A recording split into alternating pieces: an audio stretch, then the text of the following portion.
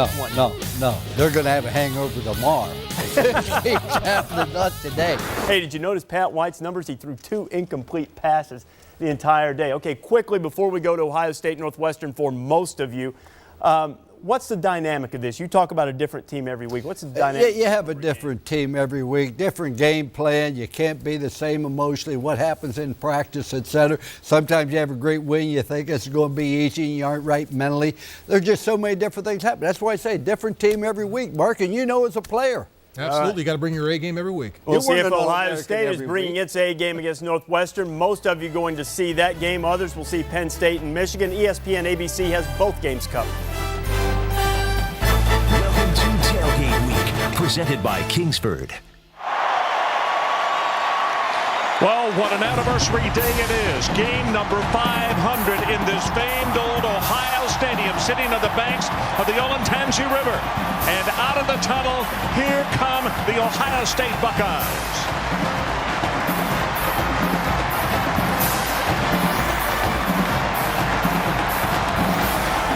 This afternoon, welcome to ESPN College Football, presented by Cars.com. It's Northwestern in town to take on Ohio State. Hi, everybody. Ron Franklin, Ed Cunningham, and Jack Arup will be along a little bit later. Keep one thing in mind. This is a huge day as far as the Big Ten is concerned, because beginning today, it doesn't matter what your preseason record was. What happens from now on determines who goes to Pasadena and plays in the Rose Bowl this year. Who would it be? Well, the Wildcats and the Buckeyes hope they have a big say in the outcome.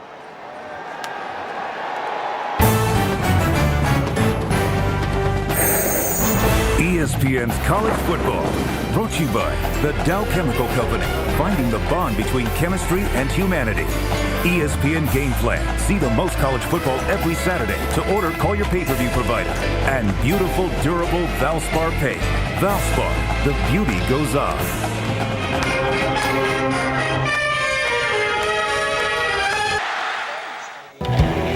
Big Ten champion, one of the most prestigious titles in all of college football. The march to that dream begins this afternoon. Northwestern has played giant killer before. The Wildcats are hoping lessons learned from their coach can lead them to another shocker. In Columbus, the Buckeye faithful are smiling. The Scarlet and Gray boast a defense as good as any in the land, with an offense beginning to display firepower befitting a champion. Ohio State has visions of a conference title and perhaps more. The Wildcats and the Buckeyes, next.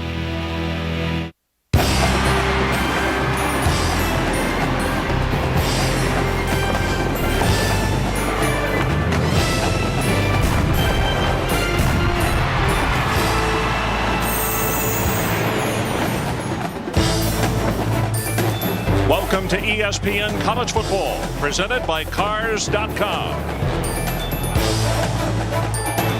What's happening in the Big Ten Conference today? Well, here in Columbus, it's Northwestern taking on the Ohio State Buckeyes. Here is the remainder of the schedules. We said today is the day it all begins. 27-14, Illinois leads in the fourth quarter over Indiana. Other games, Penn State against Michigan, Michigan State against Notre Dame. Iowa will take on Wisconsin, and Purdue against Minnesota.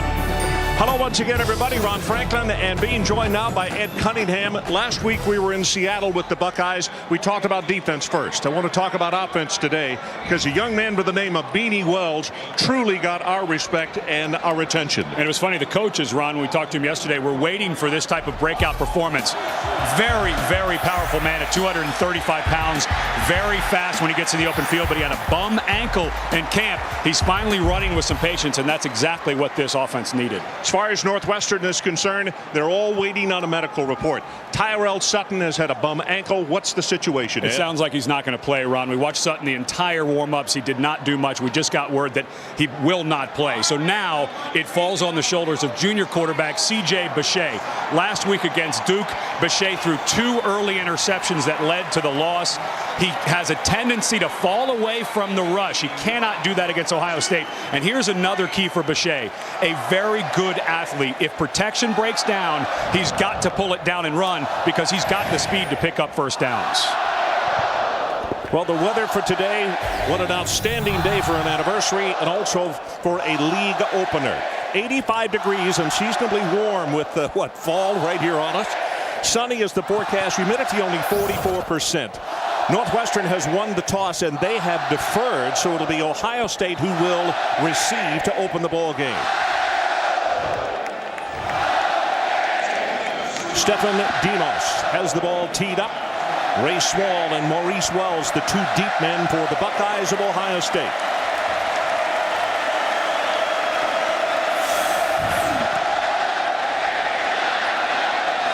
Picked up at the 16-yard line. That's Ray Small.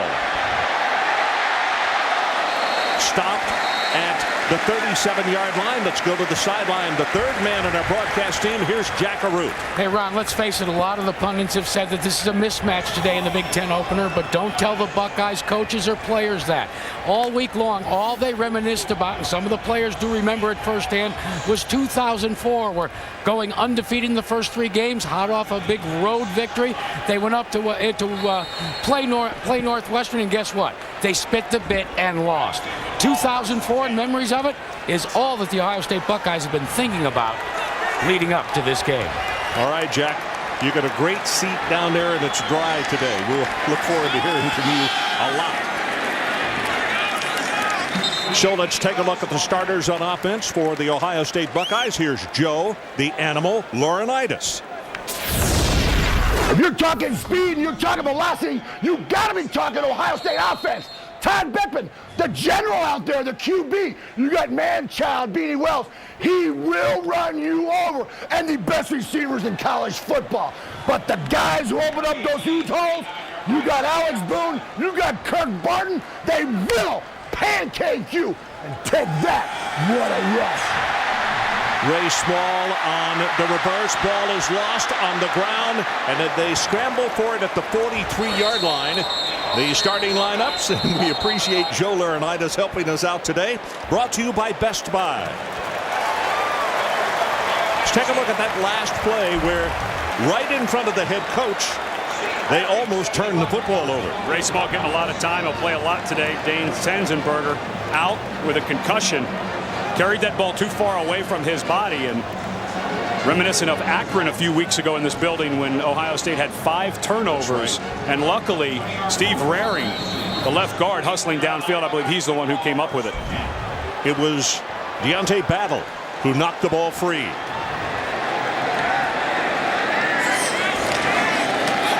Play action. They got single coverage on the near side. Guess who?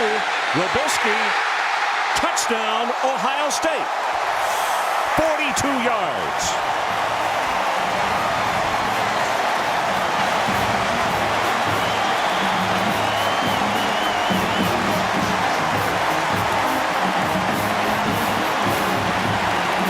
I think we saw the same play last week in Seattle, Washington. Yeah, that one went for 68 yards, so this one a little shorter. For that much or more. What a great play fake by Beckman. And, of course, the way Wells ran last week, Northwestern sucked up. McPherson, the safety, came down and couldn't get out of it. Ryan Pretorius attempting the extra point, trying to make this an early 7-0 lead, Ohio State. He's got it.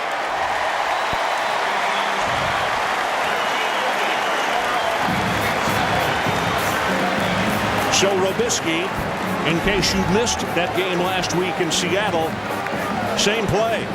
McPherson, the safety, was on that the whole way. He actually didn't come down 27. But, Ron, when he went to do what's called a baseball turn, where you turn to your outside shoulder and run, he slipped. New turf here at Ohio Stadium, and they talk it might be a little slippery. I think he slipped coming out of his break, and he would have been there to make the play had he not slipped. Plus the fact I've got a note here from visiting with the coaches the other day. He's had a little bit of a ding on his knee and maybe about a half step slow. He did a good job reading the play. He just couldn't get out of his break, so that absolutely could be the case. Ed, talk about this. You're on the road. It's the opening conference game. First you get hit with a right cross, and then you are KO'd on the second play. And that's been the big problem for Northwestern early in the year is the slow starts. They've been outscored by 10 points in the first half of every of the ball games coming into this, and they even switched around their practice schedule this week to try to get more intensity early in practice. Well, didn't look like it worked. Here comes the kick. Long driving kick is going to go about 5 yards deep into the end zone. And let's check in on the sideline again with Jack Arute. Well, Ron, no surprise that Brian Robisky is the go-to guy, one of two for quarterback Todd Beckman. Why? Well, Beckman says because at 6'3" and couple that with really great hands, he said, look, Jack, all I got to do is get the ball in his area and he'll make something happen. Did that time, didn't he? Boy, he just, plus the fact he can run away from people, which he did right there, and Beckman, give him credit, he led him perfectly. Everything worked to a T on that first pass play of the afternoon. Omar Conte opens at tailback, replacing Sutton.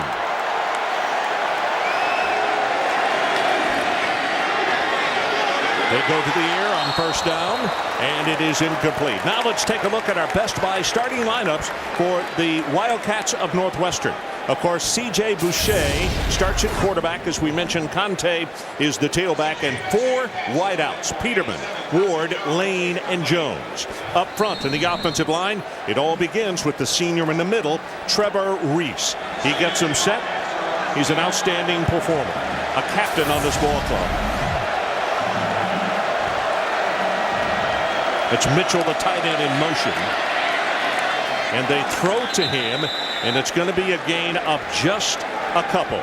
Let's take a look at the defensive starters. Once again, here's Joe the Animal Laurinaitis. Talk about velocity. Talk about laying a smackdown.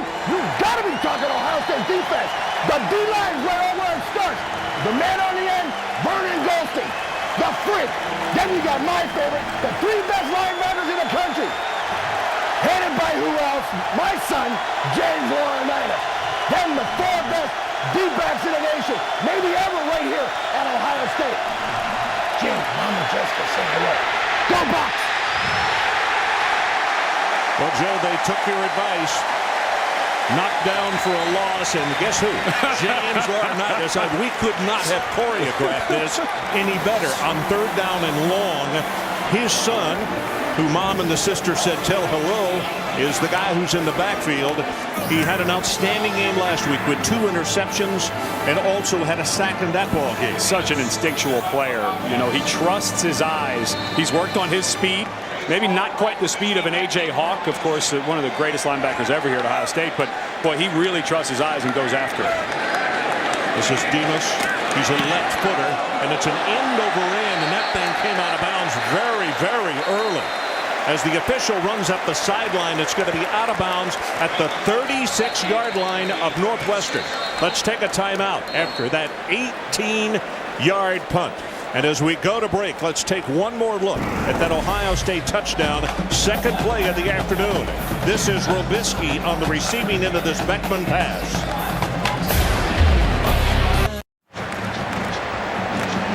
And we are back. Ohio State 7-0. Let's check in with Michael Wilbon. And here's the starting defensive lineup for the Northwestern Wildcats.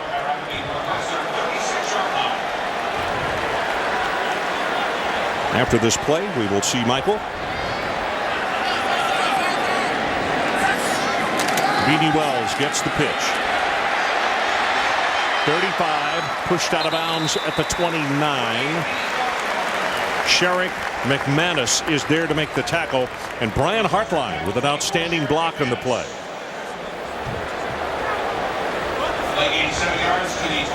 Tank Whaley checks into the lineup, number 42. We saw him last week out in Seattle against the University of Washington. And he is in there. Deontay Johnson, a captain senior, may not go today with a shoulder, so we'll see a lot of Tank. Lead block thrown by Whaley straight ahead. Wells is going to be stopped after a gain of 1. It'll be 3rd down and a couple. Cadella defensively for Northwestern. Take a look at today's X Factor, and one of them almost happened early, Ron, for Northwestern on that small fumble. They weren't able to get it. They need something positive. They haven't had much positive at the beginning of the games. And for Ohio State, we saw this last week against Washington. If the offensive line does as good a job stopping penetration, if you let Wells get going, he's as good as there is in the country. For Northwestern, they're going to move their line a lot to try to slow him down in the backfield. On 3rd down, they're going to throw. Fade route, far sideline. Touchdown, and again, Brian Robisky. 28 yards this time.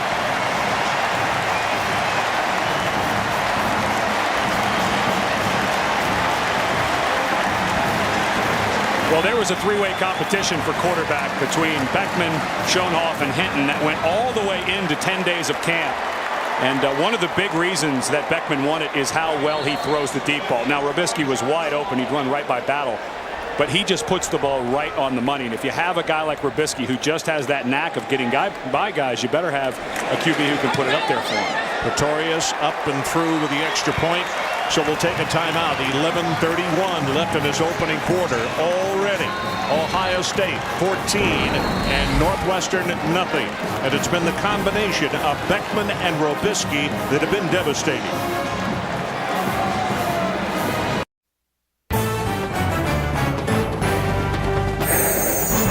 ESPN's College Football is presented by Cars.com. Find the right car for you. Cars.com. And in part by Dodge. Live life to the fullest. Dodge. Grab life. Even Brutus, the mascot, has to be in shape here at Ohio State. And if he had been running in the tracks of Mr. Robisky on the first two offensive series, he'd be flat of his back also. You know, as well as Ohio State has played for the last few years, Brutus's head has gotten really big. Sorry. Here comes the kick. This is going to stay inbounds, picked up at the 3-yard line by McManus. Oh, good heavens, what a hit at the 13, and now the flag comes down.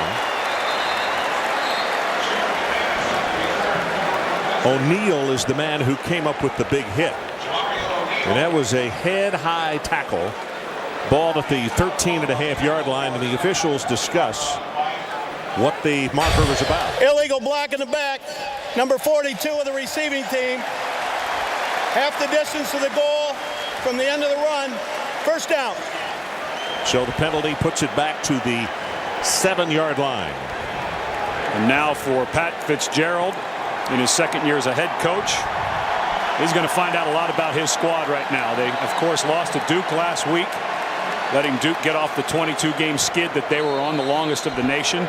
He said they practiced very well this week, but it's been about slow starts for them. They had to come back against Nevada and come back and fell just short against Duke. They're already in a hole here with 11:26 to go in the first quarter. Conte, the tailback, he gets the handoff, and he'll have one. Laurinaitis steps up into the hole, and number 33 makes still another tackle.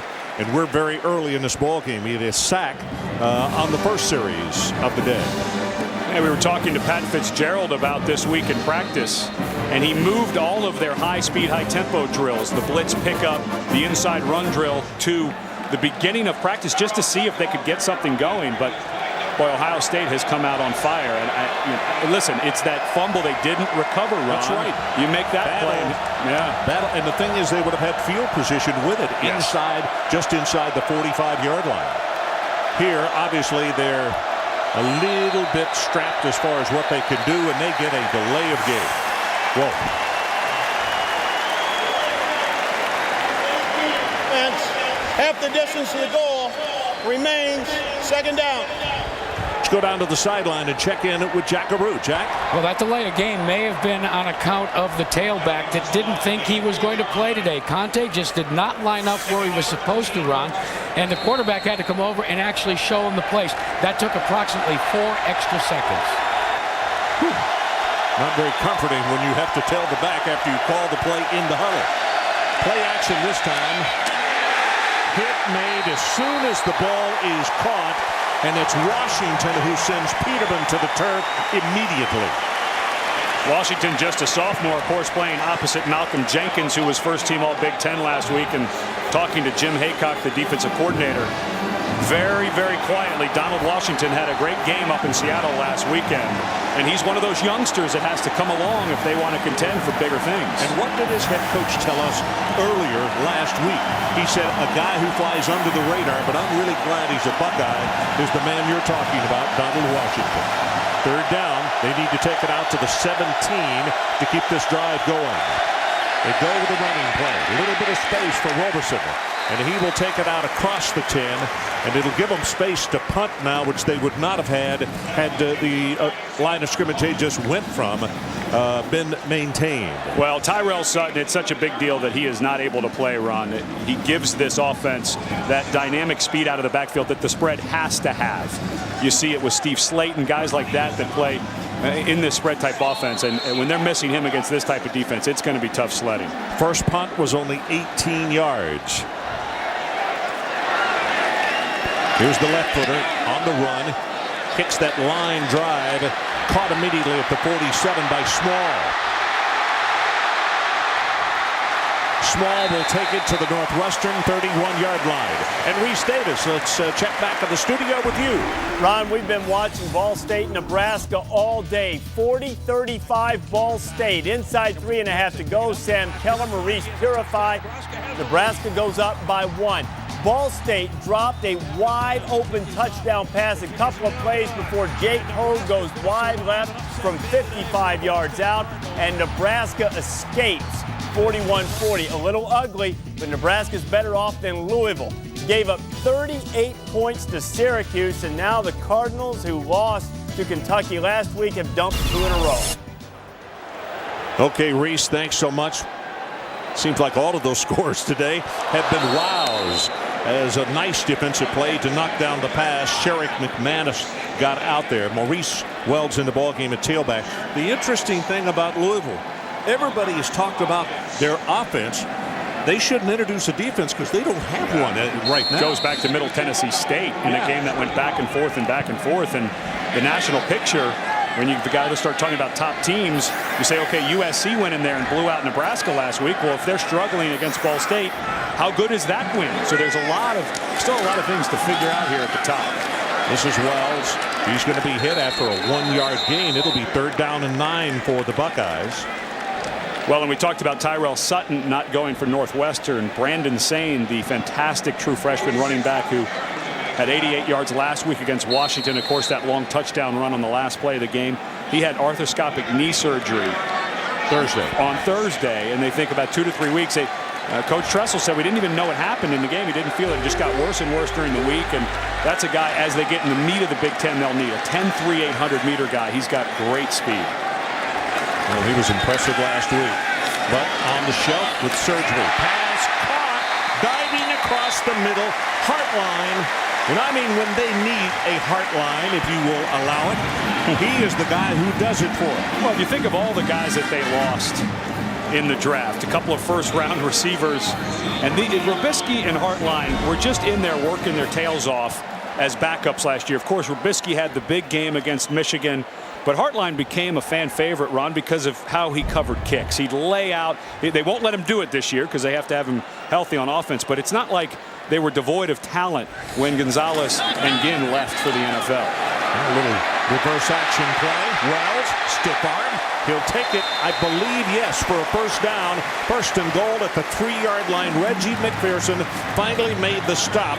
And give credit to Jake Ballard, number 86, who was a true freshman with an outstanding block. And Ballard, 2 weeks in a row now, has been named the offensive lineman of the week. Now, a tight end might want receiver of the week, but he's done such a good job blocking that 2 weeks in a row he's been given that. And the way that they run the ball here at Ohio State, those guys are always on the move. They do a lot of trapping and up in the hole, almost like fullbacks.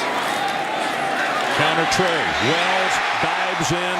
3rd touchdown of the opening quarter, and we have played 5 ticks past the halfway point of the first quarter.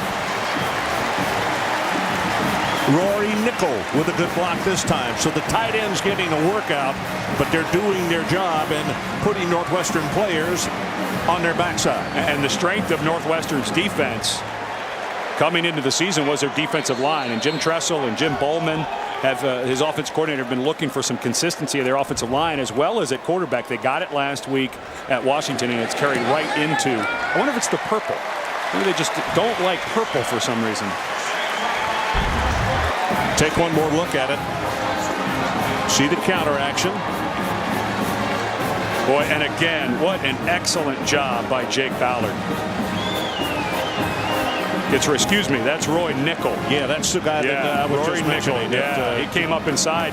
You know, a lot of times when you run that counter tray, it's the guard and the tackle who pull. That time it was the tackle and the tight end. So that's a little longer for those guys to come. And Nickel got there just in front of Wells. And Wells did a nice job. You know, he's a fast guy. Did an excellent job of waiting for Nichols to clear before he cut it up for the touchdown.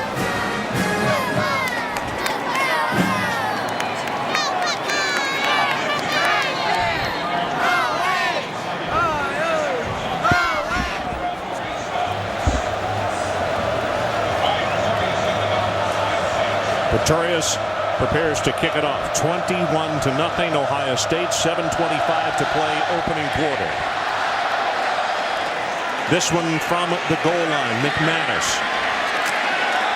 McManus will not make it to the 20-yard line. They're going to say he is stopped at the 17. We'd like to welcome those of you who are watching today on the Armed Forces Network, which is seen in over 175 countries, including Iraq. We at ABC and ESPN would like to thank all of our men and women serving overseas. Thank you so much for what you do. Ron Franklin, Ed Cunningham, and Jack Arute coming to you from Anniversary Day in Columbus, Ohio. The 500th game to be played in this famed old stadium. And there have been some great ones in here and some great Ohio State teams for that matter.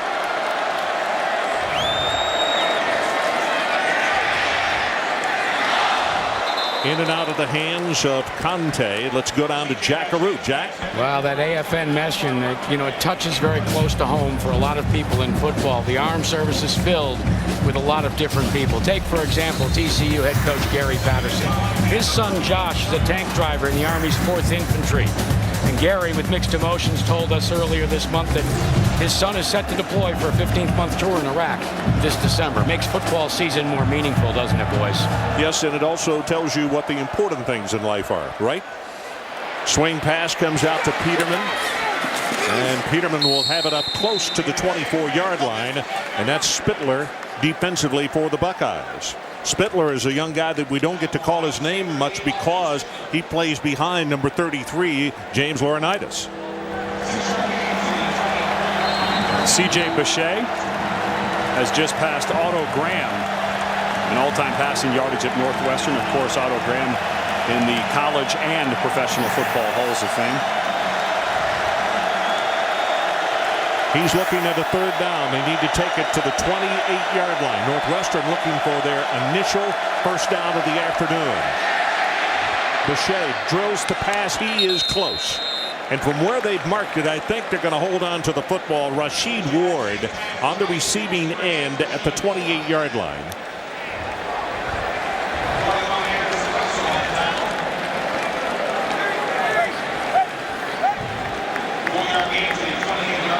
Pat Fitzgerald's bunch just needs to settle in. You know, this is that point, Ron, and anyone who's competed has found themselves in this position where just you're flabbergasted at how things have started. You just somehow have to mentally think it's 0-0. We're just getting started, because if you try to play outside of yourself, it could get worse. Well, Northwestern did pick up their initial first down of the afternoon. Conte and Roberson both in the backfield as running backs, and it's Marcus Freeman who came over to make the tackle. Marcus, one of the players we had the opportunity to visit with yesterday. Marcus, a sports management, that is his selected field, his major. Said that one of these days he'd like to be an athletic director, but he wants to stay close to athletics some way. Yeah, he thought about sports agent, but then once he got into sports management, he said, nah, that doesn't really suit my personality.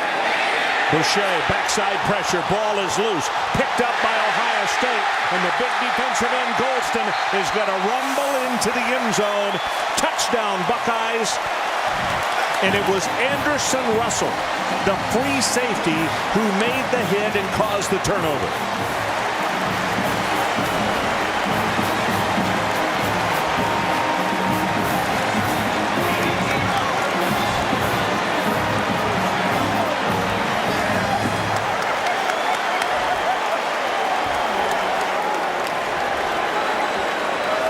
Russell, one of those young men that they've been waiting to come along. He blew out his knee last year against Iowa. Kind of a freak injury, just running down on a kickoff, and It twisted weird, and he blew it out, and he's back to full speed. Somebody they think has tremendous upside. He's just starting to come into his own. Pretorius with the extra point attempt. He's got it. And with 5 minutes and 26 seconds left in this opening quarter, one more look.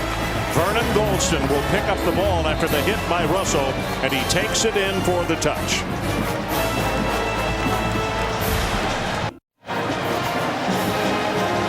So we'll look at Russell. He is the man who knocked the ball loose. Anderson, a sophomore out of Atlanta, played his high school ball at Marist High School. And then Vernon Goldston, a big junior out of Detroit, took the fumble, rolled into the end zone, and a lot of the guys on the team joke that Goldston has arms bigger than most of their thighs. Well, when he was carrying that football, I couldn't tell which was the ball and which was the bicep. Don't squeeze too hard. He is yoked. What did the animal Laurinaitis called him? The freak? Yeah. Well, you look at the average per play so far in this ball game. The biggest thing for Northwestern, they have 1 first down. And this defense for Ohio State is playing awfully well, but also field position. They haven't scrimmaged outside really their own 20-yard line yet. Not to start it anyway. 2 yards deep in the end zone. This is McManus. He is collared at the 10-yard line. Reese Davis, let's check in with you. Ron, I'm shell-shocked from watching Ohio State. They look awesome, and Michigan looks better than it has against Penn State. Ryan Mallett, the freshman, starting from the injured Chad Henne, dancing in for the touchdown. Most people are seeing this game on ABC. Wolverines with a 7-0 lead late in the first quarter. It's over. It's all over. College football held hostage. It's over. Notre Dame has scored an offensive touchdown. A 3-play, 9-yard drive after a turnover, but they're tied with Sparty at 7. Okay, Reese, thanks very much. And let's go down to the sideline and check in with Jack Arute. Jack? Well, Reese Davis said shell-shocked, and when you take a look at the Northwestern Wildcats defense when they came off the field, they were indeed that. But then it took Adam Cadella, their defensive end, to try and get their spirits up. He kept reminding them that there are 4 quarters to a game and 3 quarters and 5 minutes left in this game. No surprise, as you guys know, Cadella calls this area home. He didn't want his return trip home to be quite this way, not to begin this way, did he, Jack? 28-0 Buckeyes. Pass right over the middle, in and out of the hands of his receiver, Rasheed Ward.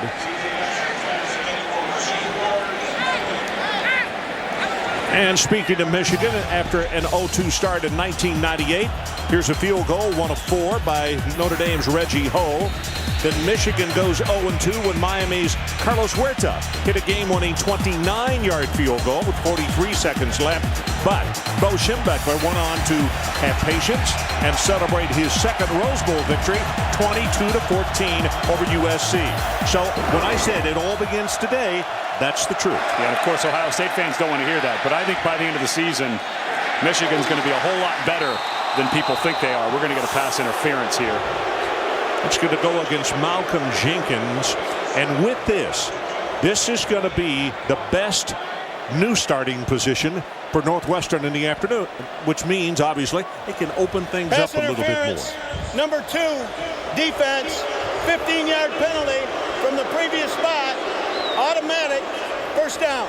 But, Ron, you said at the top of the broadcast that throw away the preseason.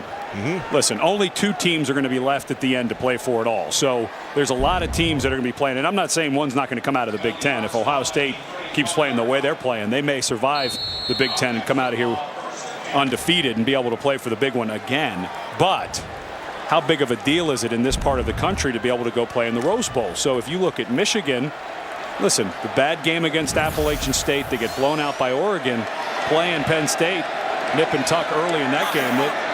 Right back in it, and their season could be saved. Conte gets the handoff. Now here they come with the reverse, and nothing. I mean, a flag has come down. Yeah, they're going to get Nader Abdallah for a face mask here, I believe. He just reached up while he was diving. Simmons wound up with the football after they had started the sweep and then ran the reverse.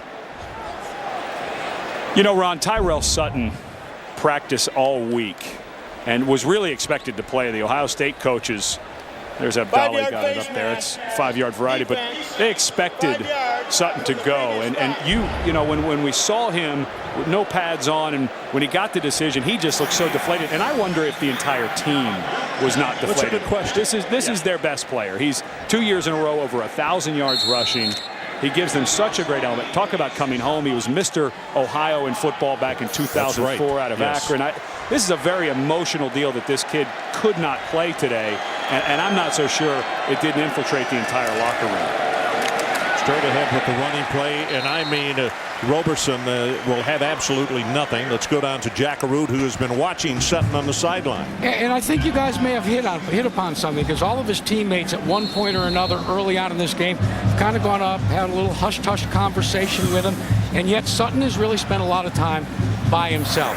You know, guys, and especially you, Ed, when you're by yourself, all you're thinking about is what you might have been able to contribute, and you're really disappointed.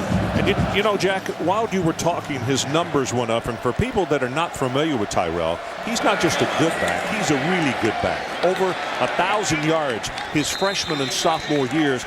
That's a 80-yard ball game for the season. And I tell you, if I were his position coach, I would walk up to him and say, okay, you're not playing, now start helping us, start getting into the huddle a little bit. You know, I understand the young man's upset, but start helping the guys, start helping Roberson, start helping Conte, get involved emotionally in the game, and that might give us a boost. But standing there by yourself is not really going to help much. Option play, pitch back goes to Roberson, nothing, knocked out of bounds by Vernon Goldston.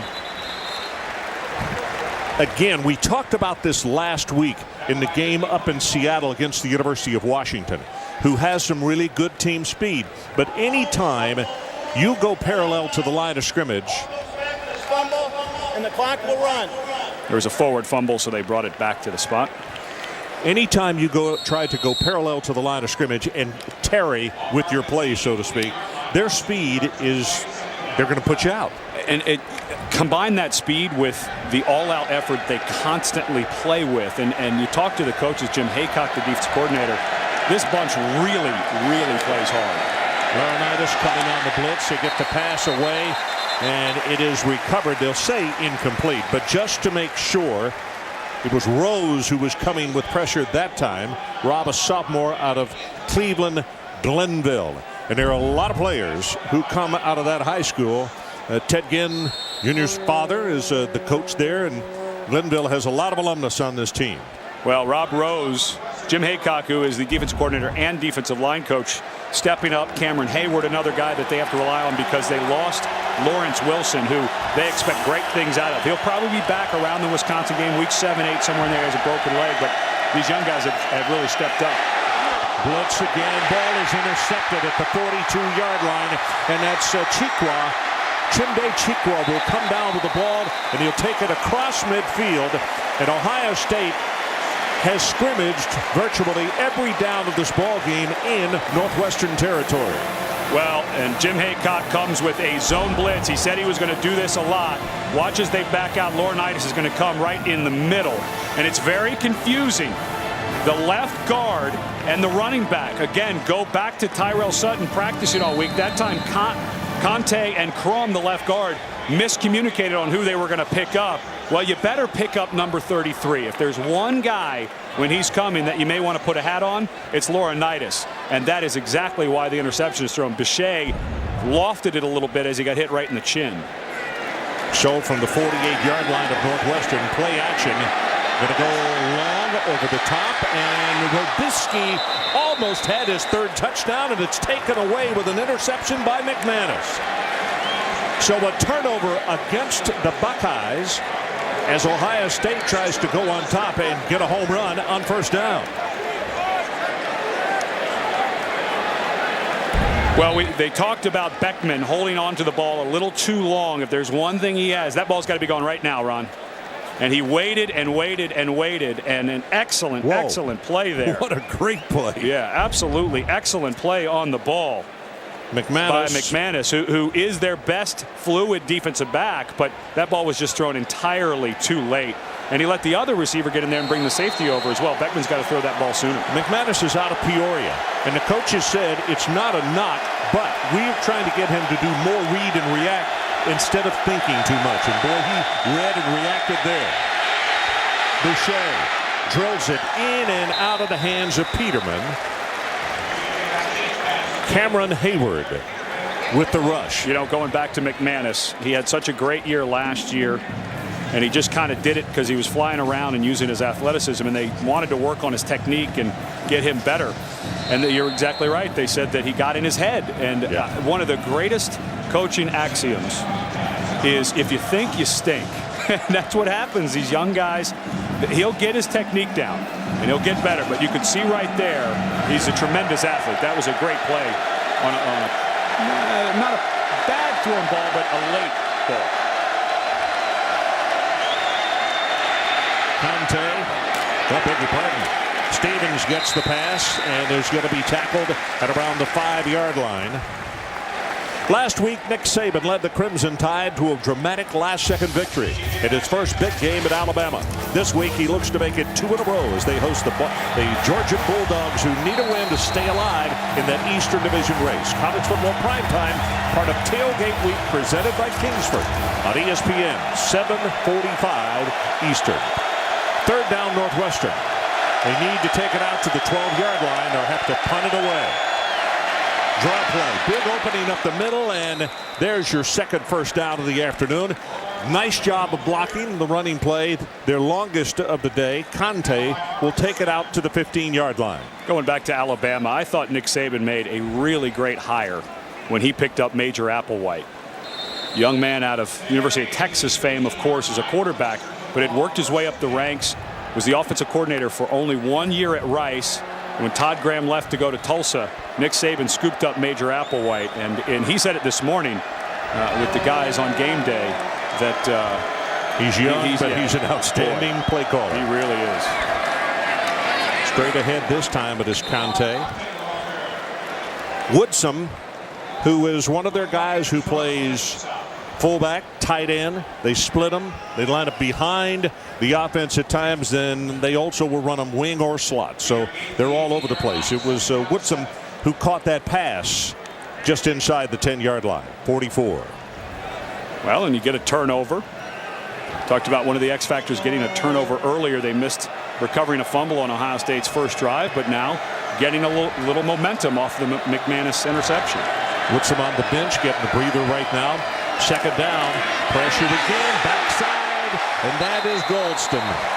Vernon Goldston, who already has a touchdown in this ball game with picking up a fumble and taking it into the end zone.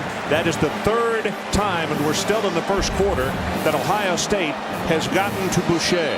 Well, left tackle Dylan Theory is going to go for a cut block, and he just whiffs, and it was because of the great get-off by Goldston. Goldston talked a lot about after the national championship game how he watched the development and the pass rushing ability of Derek Harvey and Jarvis Moss and how they got off and used different moves. Well, he had a great get off there. Well, the ball is handed off and hit behind the line of scrimmage is Conte. Vernon Goldston again, and it will be punting time for Northwestern. 33-32. That's how many seconds we have left in this opening quarter of play. And if you just joined us, it's Ohio State 28-0.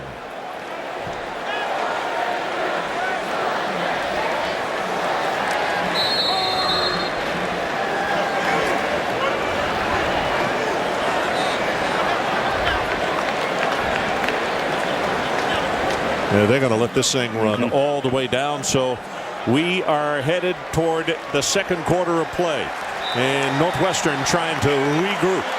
Pat Fitzgerald tells his team, let's sprint to the other end of the field and see if we can't improve our fortunes. 28-0. Buckeyes. We'll be right back.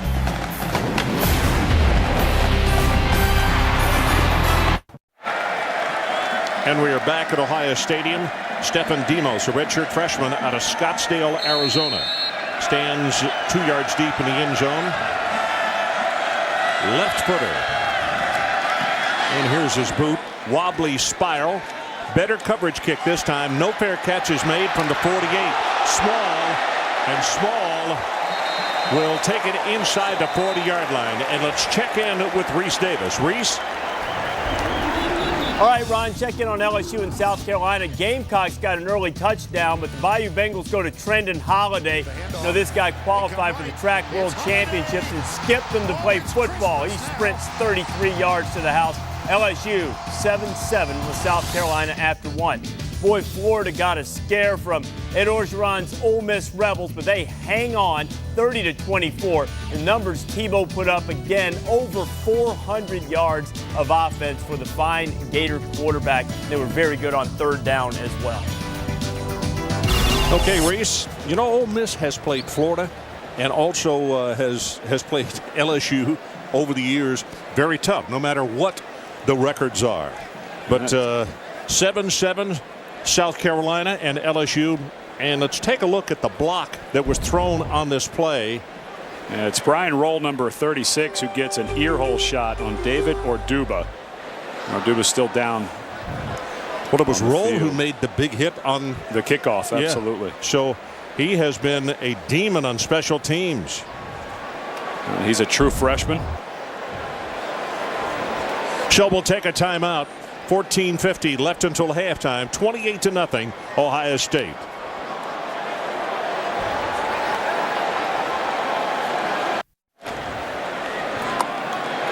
So we are back 28-0 Ohio State.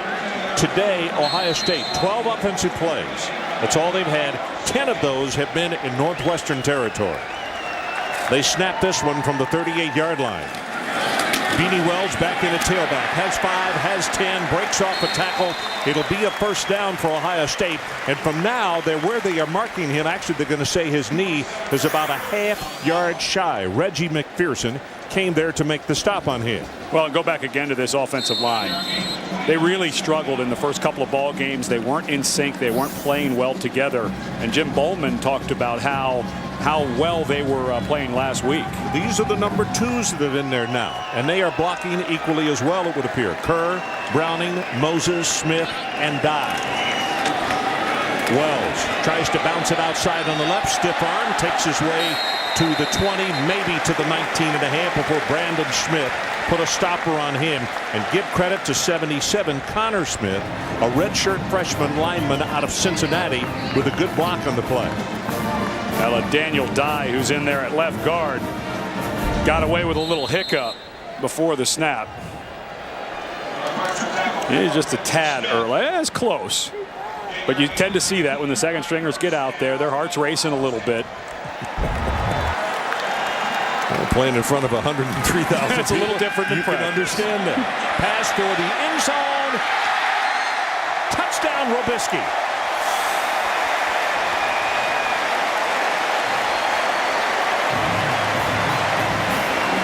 Well, Todd Beckman got lucky because this ball came out of his hand funny. It was wobbling the whole way. And McManus, the corner, was able to come off and almost make a play on the ball, but credit Robisky.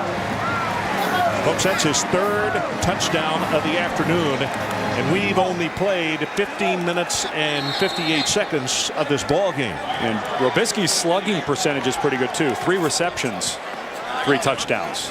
It's about 1,000. Pretorius, extra point is good. So we'll hold it right here with 14:02 showing on the clock until halftime. And our new score is Ohio State 35 and Northwestern nothing. I was about to mention, we were talking about LSU and South Carolina as you take one more look at that touchdown. A lot of big games going on as far as conference play beginning.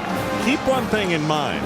Steve Spurrier may be as good a road coach as there is because he has no fear. And this year, their defense, I think, is a lot better than their offensive team. Yeah, they've really been struggling. Blake Mitchell has not played well. Of course, we know LSU. We get to see them a bunch last year, seen them compete a bunch this year. And that's as good a group as there is in the country defensively. Talent-wise, you're right. Yes. Yeah, I don't know how healthy you're going to get if you're South Carolina on offense, but their defense has been the difference for them so far this year. Big win for them against Georgia. And a close game between Florida on the road at Mississippi. How many times have you seen playing a team like Ole Miss? Everybody talks about, forget it, it's going to be a blowout, and your kids start believing it. And, well, after the kickoff, we'll take a look at the Sonic scoring drive that brought them the 35th point. Kickoff is going to Phillips this time, and he will fall across the 21-yard line. Now here's a look at that Sonic scoring drive. Well, with the field position that Ohio State has been getting because of turnovers and special teams play, 38 yards in 48 seconds. And for Northwestern, it's just getting worse and worse. And Ron, you were pointing out some of the differences, how many offensive plays Ohio State has run on Northwestern's side of the field. And that's why we're sitting here at 35-0. Well, we mentioned 12 just a moment ago. They've only snapped the ball offensively 15 times, and they have 35 points. Now, one of the touchdowns was a defensive score with Goldston, but still, that batting average is pretty, or slugging percentage is pretty doggone high. Well, they were looking for efficiency on offense. That's a little ridiculous. McManus, as you can see the name across the back, is the youngster who is shaken up on the play. And I'll tell you, on special teams. Right side of your screen. Wow. That was as hard a hit. He ran right into, and it was one of those blind hits. Jamario O'Neal. Young safety was coming down and was getting blocked. And Second ran right hit into him. for O'Neal, a big hit on a special teams play today. Well, and for Northwestern, you've got to start thinking about health. Starting to get some guys banged around a little bit. You're down big, and you don't want to have to. You're already limping. You don't want to have, because of the game. And McManus, who's a return guy, he's their best cover guy at corner. Let's hope he's able to finish this one out. Well, they try to reverse this one. Peterman gets the pitch and immediately gets a defensive player, and I believe that's Denlinger, who is there to mess up the play and to make the tackle. Well, Denlinger is he's got a roommate who gets a lot of notice. Here he is right here, and his roommate is James Laurinaitis. He does an excellent job. Wow. And it's that penetration. He just got right inside of Keegan Grant, and Grant just had no chance. Good low pad level. I like to see those defensive linemen when they use that rip move where they drop the inside shoulder and pull it up. Denlinger, I asked him yesterday, do you remind James about you're the guy keeping the people off of him? And he said, I remind him every day. There's going to be another play for a lost Larry Grant. This time will come in defensively and stop the play, and they'll say forward progress. He did make it to the line of scrimmage, which is the 15. It'll be third down. And let's go to the sideline and get a report on McManus. Jack? Well, obviously, as they used to say in football terminology, McManus got his bell rung. But he's not hearing bells, guys. They're going through the concussion test right now. I think what he's hearing right now, he got hit so hard, you've got mail. How long have you been waiting to use that, Jack? About 4 years. Yeah, put it back away. Shovel pass. This one up the middle. And they'll take it to the 19-yard line. It'll be fourth down as Conte was hit by Austin Spittler. Well, there's so much to these young men, and we all know about what's going on in the NFL with some of the older players with dementia. You just have to do those things. You have to find out if they can't remember things, if they don't remember the pregame meal. You've got to get them out of the game. You cannot have guys with concussions back in the ball game. Sanzenbacher last week suffered a concussion in the Washington game for Ohio State. He is not playing today as the left footer kicks this one off the side of his foot, and it is very short. It's going to go out of bounds at the 43-yard line. Demos with a 25-yard boot. So we'll take a timeout. Ohio State 35, Northwestern nothing. We'll be right back.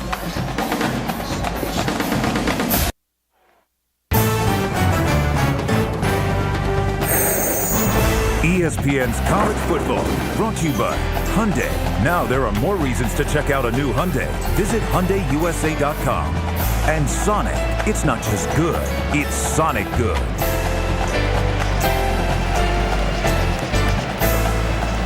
Well, the card section shows the number 500 because today is the 500th game played in this famed old stadium, which now seats right at 103,000 people. Listen to this average start. Northwestern, their own 15. Ohio State, the Northwestern 43. Beanie Wells, off right tackle this time. and he's going to take it down to the 37-yard line before Cadella makes the stop. Well, the Horseshoe opened 1922. First game, 5-0 win over Ohio Wesleyan. That was October the 7th, 1922. And you see the all-time record. 77% winning percentage. 37th consecutive crowds of 100,000 or better. Pass to the sideline, good for the first down to Tarian Washington. So we're seeing some younger players already. Tarian, a freshman out of Orchard Lake, Michigan. And they will step him out of bounds at the 32-yard line. And they went back to the synthetic surface that we remember. You know, if you ever watched in the 70s, those old shots of Michigan and Ohio State, they had that really old school, almost just painted concrete, that AstroTurf. Now they have this beautiful stuff that simulates grass very well. Saw it last week at the University of Washington, and theirs is a shorter blade than this one, isn't it? Yeah, this one I walked on. I was really surprised how long the blades were. And let's go back to the studio. Reese Davis, what do you have for us? Ron, checking in Tiger Stadium again. What's turned into a driving rainstorm, and LSU on a drive. Matt Flynn is wide open tight end Richard Dixon. South Carolina just fumbled the ball away. Tigers have it again around midfield, up 14-7. Michigan State has added a field goal. They now lead Notre Dame 17-7, but the Irish do have that elusive offensive touchdown. Okay, Reese, on a 9-yard drive. Well, that one's going to be overthrown. It was Hartline, the intended receiver, and Bryant is 6'3", but he needed to be about 7'3" on that one. So it'll stop the clock. 10:19 to play until halftime. Go back to that LSU game. Matt Flynn back in the game. He sat out last week, but Ryan Perilou came in, a young man that they've been waiting for in Baton Rouge to come along, and he played extremely well. So LSU, they lost Jamarcus Russell. They lost Dwayne Bowe. They returned a lot of great players on defense. Craig Steltz has stepped up for LaRon Landry. Boy, it's going to be hard to go through the SEC for anybody unbeaten, but I think LSU's best, maybe the best team in the country. Yeah, Flynn is a good, steady player. He may not be flashy, but he knows how to win. As this ball is thrown complete to Wells, and Beanie is hit immediately. Well, Ohio State, you were talking about the surfaces. They played on AstroTurf from 1971 to 1989. And then from 1990 to last season, the Buckeyes played on natural grass. And, of course, as we mentioned during this past offseason, field turf has been the replacement here at Ohio Stadium. And it looks just like the real stuff. Well, and it was the exact same thing that they had in Michigan, where they just couldn't keep the grass down. And by the end of the season, dirt clods were flying everywhere. So this was the logical thing for both schools to do. Fourth down for Ohio State. From the 30-yard line. They need to take it to the 22 and a sack. And the first time they've gotten to Beckman today, and it's John Gill, a junior out of Los Altos Hills, California. A young man that when we were watching video yesterday, we said he kind of jumped out at us. And the coaches said, hey, he's made a great improvement. Well, and you go back to the choice of Jim Tressel to go for it there on fourth. They were in that tweener distance where if you punt the ball, it's probably going to the end zone. It's coming out to the 20. If you try a long field goal, it could get blocked. And so I don't blame Jim Tressel. We're still in the first half. I know they're up 35-0, but a blocked field goal returned the other way could change the momentum. So I don't blame him going for it there on fourth down. Well, they look to the right, and they throw back to the left. And that's number 8, Rasheed Ward. And let's go down to Jack Arute and more on the turf. Jack? Well, guys, one of the reasons why both Michigan and Ohio State had to go to that field turf, as you said, but it's because when they went through their stadium renovations, they went below the normal water table. Why does this artificial stuff feel so real? It's all in the little ground-up pieces of rubber tire that's used for the compaction here. But here's one of the problems when you've put a field turf in. For the first year to 18 months, it's not compacted enough. So it creates a little bit of a sheen, a little bit of a softness, and some slippery opportunities. Got to watch for that today, guys. Okay, in fact, you know, Jack, after the band had marched today and had done the script Ohio, it literally, we could pick out Ohio on the field There's your script right there, coming through, making your H, your I, and your O. And then the guy comes, he marches out here, and he does his dance, tips his hat, and he dots the I. And here's the way it was, and you can still see the black that Jack is talking about. I guess it's the groove in a racetrack. Pass in and out of the hands of the intended receiver, Kim Thompson, a senior out of Inkster, Michigan. And what has to happen on these turf fields is that tire rubber has to settle down, because the more of it that's on the surface and the sheen on the grass does make it a slippery surface. And we saw Boucher on that second down slip when he went to make a cut. You have to come and practice on this, and of course now you've got a home field advantage because your runners, your specialists know how hard they can cut, and the other team's got to figure it out as the game is going on. Here's the kick, and this is really a pooch kick. Small as the man who was back deep, but it never got to him, and good coverage on the part of Northwestern. So Ohio State will take it over with their worst field start of the ball game at their own 23. We'll be right back.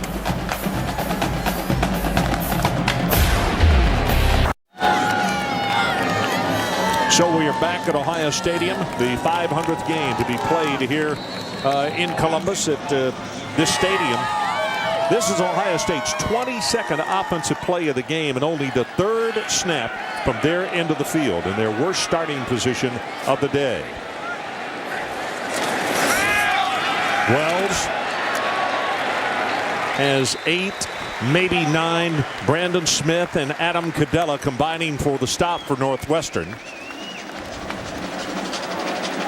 One of the things they've been working with on Beanie Wells, of course, Beanie, his nickname given to him by his older brother because he was such a skinny young man and had a big head. Of course, he's grown into that head at 235 pounds, but his patience, they've been working on his patience, and boy, he really has started to wait for things to develop in front of him before he just bangs it up in there. Whaley is the man at fullback, and he throws a paving block, and they'll have the first down.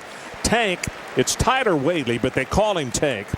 And last week, Jack made some comments about the fact that if Tank was 6'1", then Jack said he was a 7-foot basketball player. Well, I saw Tank in the hall yesterday. I said, Tank, do me a favor. A route is right around the corner here. Let's walk up, and I'm going to tell him you didn't care for what he said on the air. And surprise, Jack. And Tank is a really good sense of humor. Nice young fella. And we all had a big laugh after Jack's heart stopped beating for a second.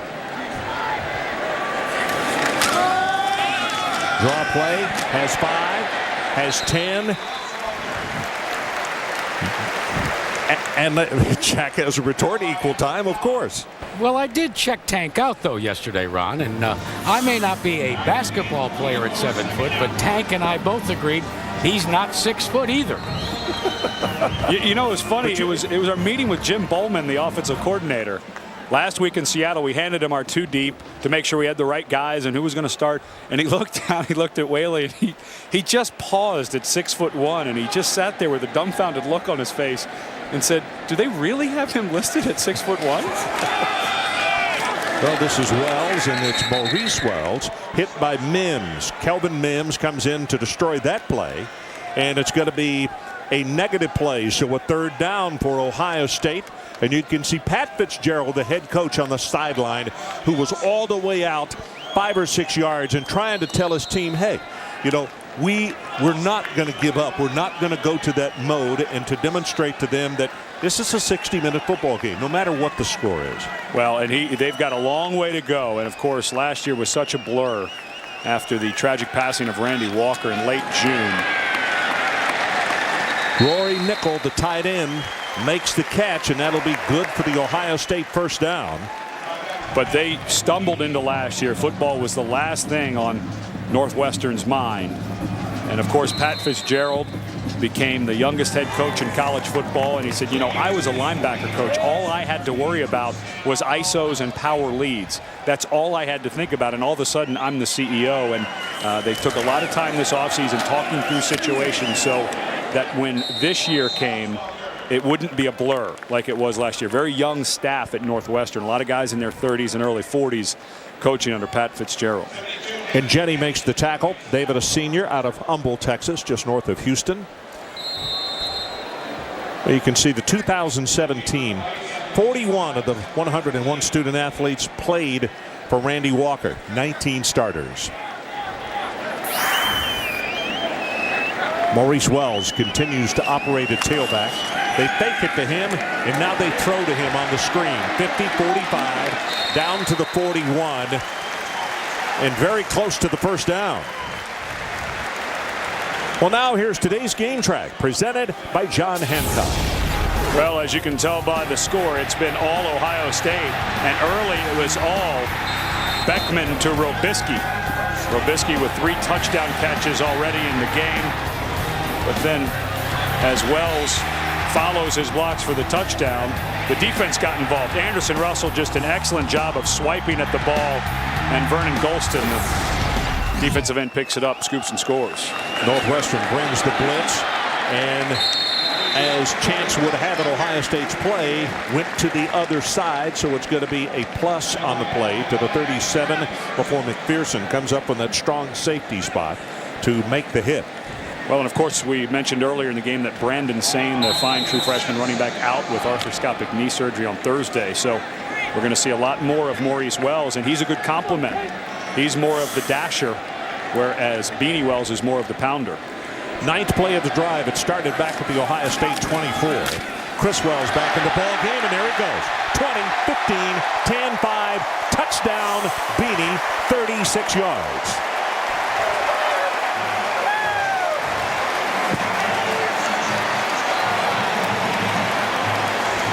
And whether he's 6'1" or 5'5", Tank Tyler, when he gets through a hole and hits a linebacker usually stops at his tracks, so that's exactly what happened. Just a lead ISO play. And Whaley got up in there and just slammed the middle linebacker, and Wells broke right off of that block. And right there is a good example of what Ed was talking about if you saw the opening of our telecast. You can look at Beanie Wells and you say, boy, he is a big, powerful back. Folks, he shows you right there, when he gets into space, he is not an easy guy to get a hitting angle on because he's got a lot better speed than you think he does. That's what I noticed last week, Ron, up in Seattle. When he got to that second linebacker level or third level at defensive backs, their angles are all off because of his speed. Well, as we go to break, there's the block by Whaley, and you see Wells headed for Pater.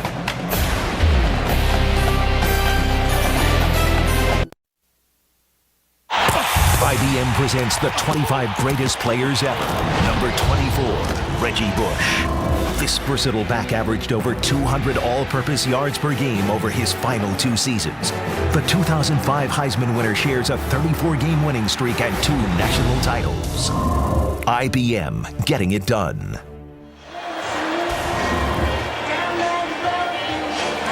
So we are back at Ohio Stadium. Game number 500 to be played in this stadium, which was constructed, the initial portion of it anyway, in 1922. Andrew Good prepares to kick off now for the Buckeyes as they lead it 42-0. Well, he gets a good foot into this one, down to the 2-yard line. And it's Roberson. And Roberson will be stopped as he crosses the 22. Well, the 25 greatest players, Ernie Nevers was the first out of Stanford, then Reggie, and 23 to number 3 next Saturday through the end of the regular season. And then the Capital One Bowl and the Rose Bowl, we'll see number 2 and number 1. Now, I want to say, I think Reggie is a heck of a football player. He won the Heisman Trophy. I've got my doubts whether he should be in the top 25, though, because I can think of 5 other running backs that I put in a category ahead of him. And you still got to add defense, wide receivers, linemen. An occasional lineman would be nice. Yeah, absolutely. That's right. Yeah, that's what I wonder when we started this last week with Ernie Nevers. Is a guy like Orlando Pace, who was such a great college offensive lineman, and are guys like that going to get recognition on this list? My guess is probably not, because they usually don't. But if you're talking about greatest ever, how many kickers are going to be in there? Guys who won. Well, not very many, if any. I mean, but, Jimmy Brown, Gale Sayers are 2 guys that jump to mind as far as really good running backs, as that ball is tipped dangerously close to 3 Ohio State players, and it'll be incomplete. Kim Thompson could not make the catch. John Hicks, an offensive lineman from Ohio State who finished 3rd in the Heisman race. You know, there's a lot of guys that you wonder, are they going to be in that top 25? How about John Hanna from? Oh, he's as good as there ever was. Okay. Yeah, I mean, as an offensive lineman, I used to watch film of John Hanna, and there was nobody who could run block like John Hanna. The Selmans at Oklahoma.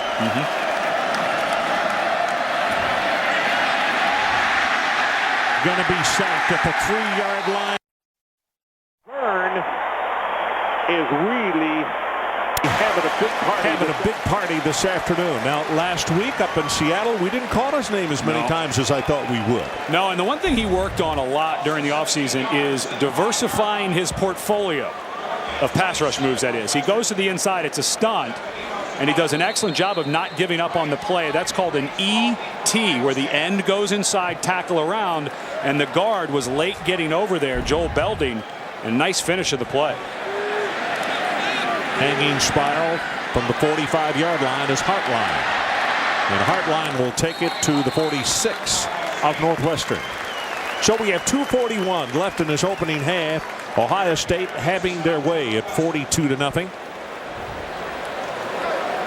And a reminder, the chase for the NASCAR Nextel Cup continues on ABC tomorrow. NASCAR's big names duke it out at what is called the Monster Mile. The NASCAR Nextel Cup Series at Dover on ABC. Coverage begins 1 o'clock Eastern with NASCAR Countdown. Jimmy Johnson will be sitting on the pole. A little shakeup in those standings last week. A couple guys making some big jumps. New quarterback in the ball game, and this is Robbie Schoenhoff. And he hands the ball to Wells, Maurice Wells it is, number 34, and a flag comes from deep downfield.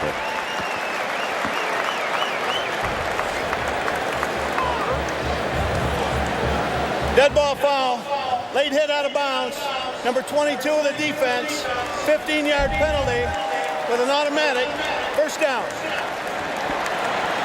Yeah, lowered the head. Yeah, when you lower that head, they're going to call it. You know, we have not had a lot of penalties in this ball game, and penalties were a real concern after last week. Northwestern had 13 penalties against Duke, and Ohio State had 10 up in Washington. And the coaching staff here was not real pleased with that number. Well, you know, you talk to the Ohio State coaches about the trip to Seattle, which we'll talk about more in the broadcasters. I think it was great that they took the kids up a day early because they were out of school, but they really learned a lot, and it was good learning with a tough win on the road. It's always nice to learn lessons when you've got a hard-fought win against a solid team at their place. Cadella makes the tackle on Wells, and we're about to go under 2 minutes to play in his opening half. You know, I thought that was really great of Jim Tressel and his staff to take their players up a day early to Seattle, and we talked to a lot of the guys, and it's something that they'll be able to say for the rest of their lives. Seattle, not a place that a bunch of people, there are only 3 of the 70 on the travel roster had ever been there. And so now they got to walk around Pike Place Market and see the fish throwing and all that great stuff. So really a neat deal for these young men. Schoenhoff rolls the pocket, and they kind of sneaked that one in on the ground. And let's check in again with Jack Arute. Jack? Yeah, you guys remember when Jim Laurinaitis met with us, the first thing he wanted to talk about was the fish market and me catching that fish 1 week ago. And we asked him, was he doing any fish catching? And he said, no, I'm not interested in that. But he is a fisherman, fellas, and I found that kind of interesting when he told us that he still has to have somebody bait the hook and take the fish off. I thought he was a middle linebacker. Oh, my. I can't believe you just ratted him out. He's going to have a hard time with that one. Yeah, you think you were trying to dodge tank. Schoenhoff drills this one complete. Gets it to his tight end nickel, and Rory, the junior out of Beaver, Pennsylvania, will have it in the vicinity of the 19-yard line. That's not going to be enough for the first down. Well, and if you're just joining us and you see the score 42-0 and you wonder why Ohio State is throwing the ball, they have their second stringers in there, a lot of them, and especially quarterback Robbie Schoenhoff. So these guys practice. They're in the first half of the game, and I don't blame Ohio State for allowing these young men to play. Listen, It's still the first half. If this were the fourth quarter, I would have a problem with that. But these young men have worked just as hard as the starters. They deserve their chance to come in and see what they can do in live action. And plus the fact, some other points that you need to know. The 42 points, 7 of those came on a defensive return by Goldston after Northwestern had fumbled. And the other thing that Northwestern has not helped themselves with, and that is with not a good punting game, and also on returning kicks that they should have gone down on a knee in the end zone and didn't get it past the 15-yard line. A lot They've of big scrimmaged plays. in horrible field position. No, that's been the story of this game, without a doubt. And Ohio State doesn't need any help. And I'll tell you, if I had them on the schedule, I would wish I had them early, because I think by the end of the season that this Ohio State team, barring injury to a key person or two, they've got a good shot at making either the 1 or the number 2 spot. I agree. Well, they're going to get the center. Cordell. Jim Cordell started lunging a little forward. So now you may see the field goal Snap unit trot infraction, on. illegal snap, 64 offense, 5-yard penalty, remains 4th down. Yeah, so they're going to send the kicking unit out. And remember, this was a bit of an adventure last week in Seattle. Let's see who they bring in to snap this. They had one that was low and inside that got, there's Cordell, he was lurching forward. But the snaps were That's McQuaid. an adventure. But I'll tell you what, I watched him in pregame today, and McQuaid looked outstanding in the pregame snapping the football, as did McKidris. Good pass in this one, plenty of distance. And he's got it. 40 yards on the kick. 1:19 left until halftime, and a new score. Ohio nothing.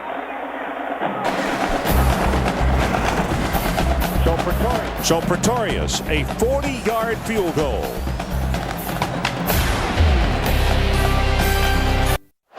He's got a cast on.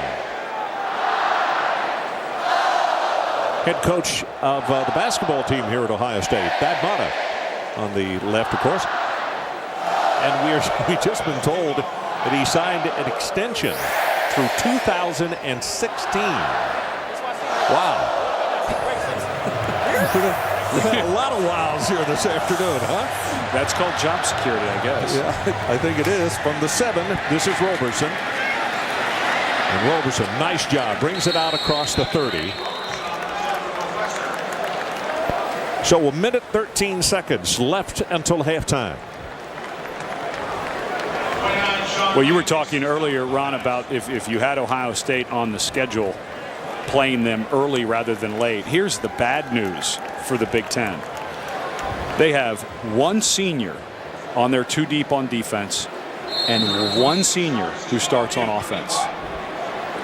It's going to get awfully good around here through the end of this season and going into next year.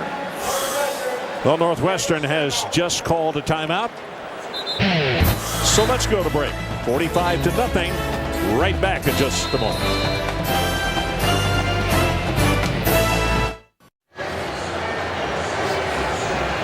So we're back with 1:13 to play until intermission. Boucher hands the ball inside to Conte. Conte will pick up a couple, and that's it. And let's go down and check in again with Jack Arute. Jack? Well, he may have signed a long-term contract, but he is on the med. Thad Matta, just recently coming off of back surgery. And one of the end results with that back surgery is he's developed a little bit of what they call drop foot.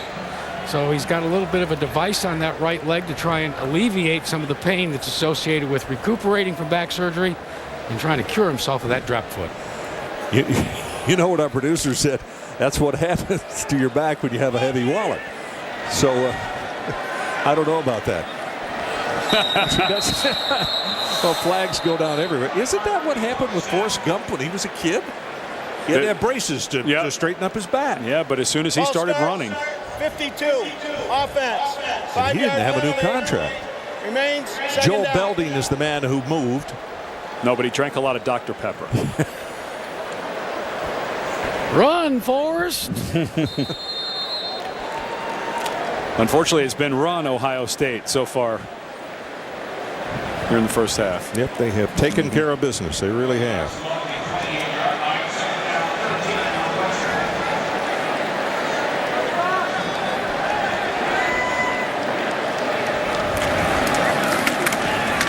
And again, it's Conte.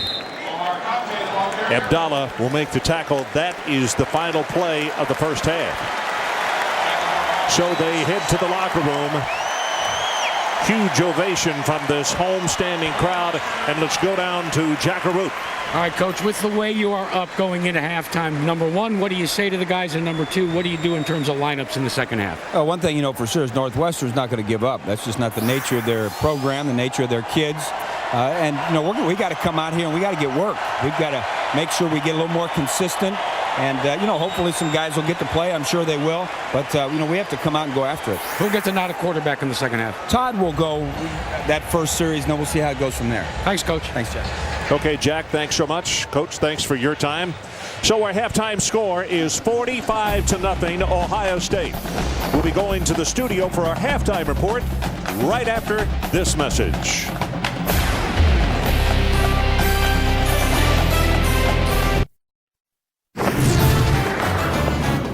This is the Pontiac Performance Halftime Report.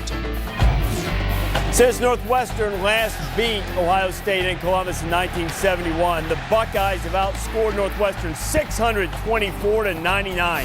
Had almost 624 in the first half. It's 45-0. Rubisky scoring again on the fine throw from Todd Beckman.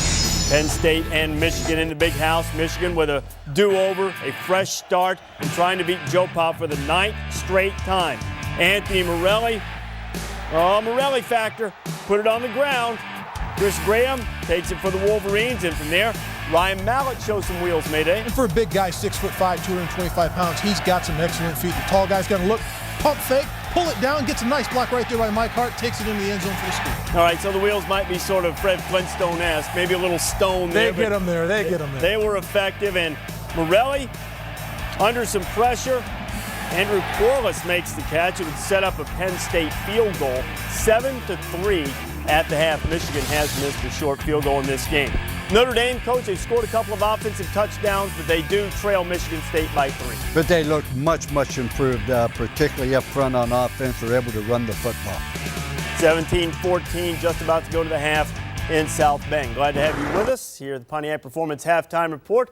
Lou, Mark, and Reese here. You know, they couldn't look much worse. You know, the theme for the day, I'm just saying, they couldn't. Well, offensive touchdown in 3 games. You know, I say nice things about your family. Oh, okay. Oh, so now you're playing the family card. Huh? I say very nice things about your family, too. I don't know. Can't say much about Notre Dame's offense right now. Hey, this is extended family for you, Coach. Urban Meyer was on your staff, and he was trying to avoid the hangover. He had Tim Tebow running in for a touchdown against Ole Miss. Well, he is such a fine athlete, a great winner and a competitor. I don't know if there's a quarterback playing any better than him in the country right now. I don't think there is. Seth Adams played well late in the third quarter, finding Shea Hodge, and then Adams looking for Mike Wallace. I mean, it's like Morley Safer was trying to cover him. Mike Wallace gone. And all of a sudden, hotty toddy, gosh almighty, the Rebels are close, 30-24. Adams firing incomplete. Florida has to hang on. They'd lost their last 3 trips to the state of Mississippi, 30-24. Tebow had well over 400 yards of offense. Speaking of hangovers, Louisville and Syracuse. Syracuse in the bottom 4 in the country in most major offensive categories. First play from scrimmage. Touchdown. Andrew Robinson, Taj Smith.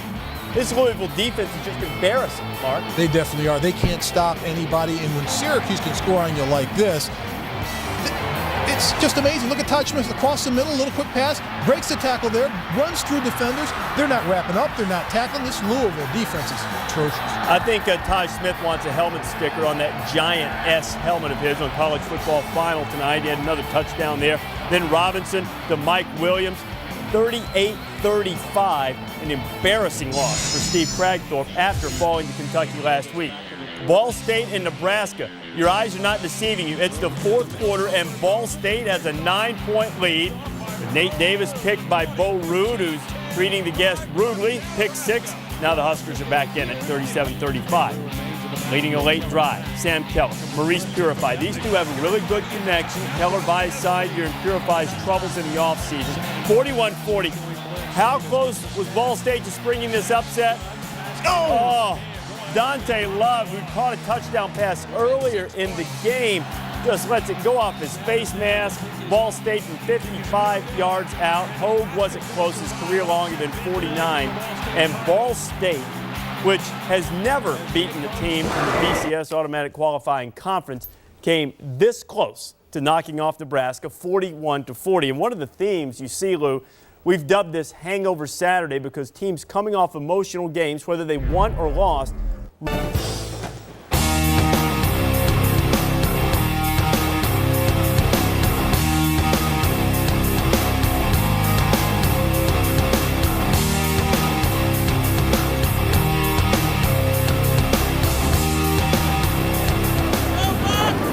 Welcome back to ESPN College Football, presented by Cars.com. 45-0 our score as we are about to start the third period of play. And Ed Cunningham, all I can say is, when I look at a stat sheet and it says I snapped the ball 35 times and had a total of 20 yards, I'm not playing well, and the other team's defense is playing really well. Northwestern averaged 0.6 yards per play in that first half, and it was total domination from the very start.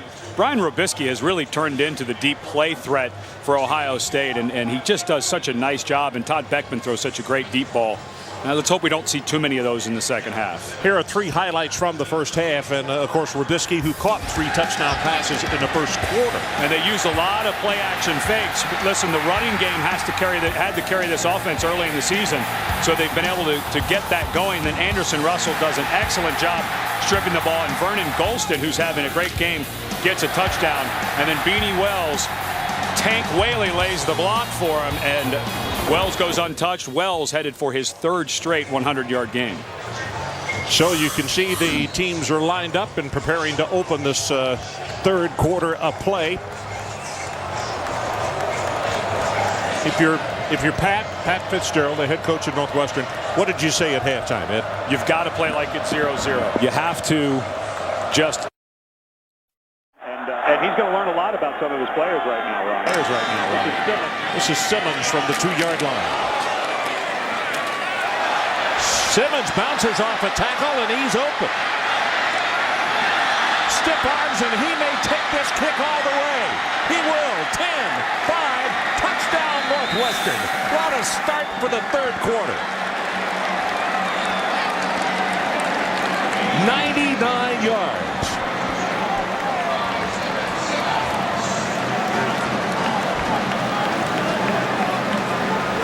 Well, if you're Pat Fitzgerald, you can say play like it's 0-0 or go take the opening kickoff. Whatever he said, Simmons was drinking the Kool-Aid, I can tell you right now. And that's exactly what Northwestern needed. Listen, it's got a long way to get back into this one. Of course, they know all too well last year Michigan State came back. The biggest comeback in NCAA history against Northwestern. This would be even larger than that. Villarreal knocks home the extra point. And in case you walked in and didn't get to see the whole thing, here's that kick again. What a good job of balance right there. Just a bad missed tackle by Eugene Clifford.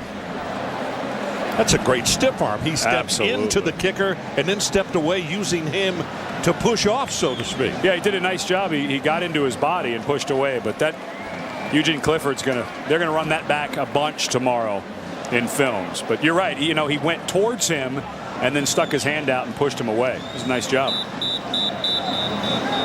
Well, the Wildcats have not had much to cheer about today, but that sideline has got a few smiles on it over there right now.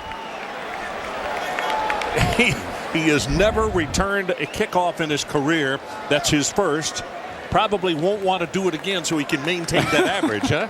Well, and if I'm Pat Fitzgerald, I might be thinking about an onside kick here, Ron. Why not?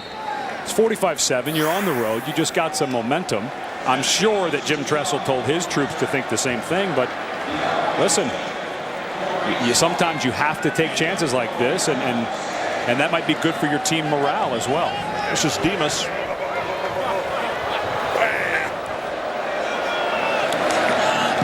Well, he kicks it away, but it is a squibber. And it's going to be taken at the 13-yard line by Small. And Small knocked out of bounds at the 37. So now here's today's game track presented by John Hancock. And if you have small children with you, you may want to cover their eyes. Minus 10 rush yards, 24 pass. Boy, it's just been a very, very difficult day so far for Northwestern, and it's that average starting position. You talked about it that entire first half, Ron. That has been the story. Northwestern has just gotten no breaks and just made one for themselves. So let's see if they can get some energy out of that now that they're on defense. So the first unit will come out to open the second half of play for Ohio State. It's Beckman, the junior out of St. Henry, Ohio.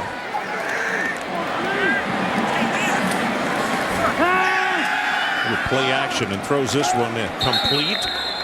And that is to Hartline. Let's take a look at the possessions by Ohio State in that first half of play. Well, other than the interception, it's a pretty good start. And, McManus made a great play on that ball. And this is something, Ron, that they'd been waiting for. They've been waiting for this offense. They started to see it a little bit against Washington last week, but starting to find a very efficient play from their quarterback and their offensive line. I certainly don't disagree with you, but I would have to say on 8 possessions, you only punted once. That's not pretty good. No, that's extremely good. And you scored on every one of those. Only one a field goal, the other touchdowns. Boy, this is not good news right here, though. And something that you hope doesn't happen. That's Beanie Wells, who is limping off the field noticeably. And it looks as though it's either his left knee or left ankle. And he struggled in training camp with a sprained ankle. Let's watch the end of the run and see if we can. It looks like someone may have fallen on his foot. You know, you see that a lot where when you're getting tackled from behind, your toes are still in the ground and someone lands on your heel. Looks like that may have happened. And so Maurice Wells in the ball game, number 34, no relation, junior out of Jacksonville. And meanwhile, on the sideline, Chris Wells, or Beanie as they call him, being checked over immediately by the training staff. And of course, Ohio State going without Brandon Sane, the true freshman who had arthroscopic knee surgery on Thursday. So troops thinning a little bit at that running back position. Well, again, they bring in Tank Whaley, who also is their reserve center. And Tank throws the lead block, paving the way for Maurice Wells to get the Ohio State first down. The look on that young man's face right there is, hey, it's a 45-7 ball game, and this has to happen to me. He had an outstanding first half. He knew he probably wouldn't play beyond this series right here in the ball game, and he winds up with an injury that has kind of haunted him this year. And that's very typical to let your first stringers in a game that's a little out of hand play the first series of the second half.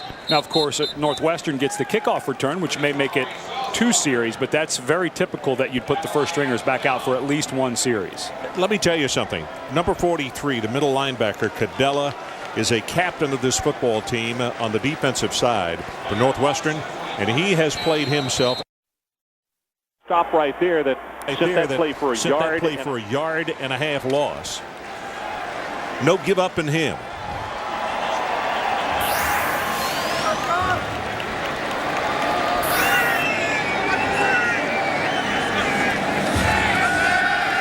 Play action. They throw the ball to Wells after faking to him. He's going to be hit and knocked down for a loss at the 48-yard line. This time, Quating is there on the tackle. Let's check on the sideline.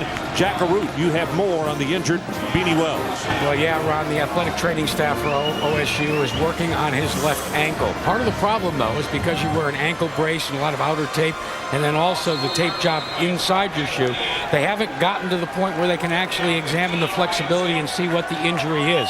They've just about got it all off, and now the doctors will take a good hard look at Beanie Wells' left ankle. Okay, Jack, keep an eye on what's happening down there for us, sir. I know you will.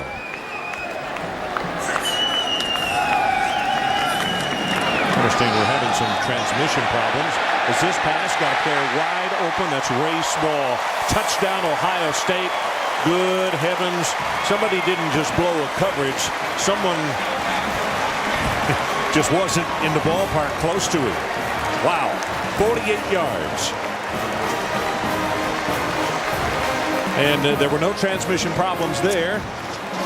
And there may be some people just tuning in, seeing the score, saying, why is Ohio State throwing deep? Well, Northwestern came out and put a quick one on the board with a 99-yard touchdown on their opening kickoff return.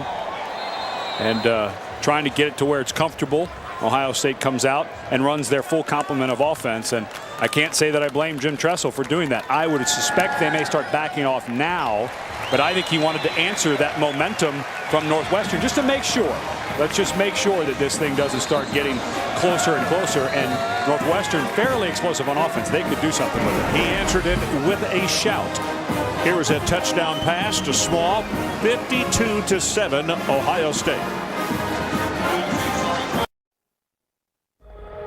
This telecast is available on ESPN HD, presented by Pioneer Kuro HD TV.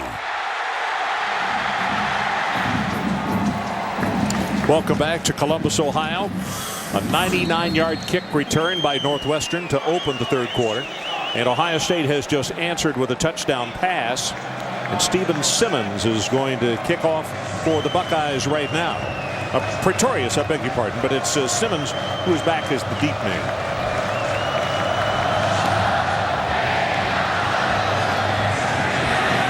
One yard deep in the end zone, going to try to bring it out. 99 the first time, 17 this time.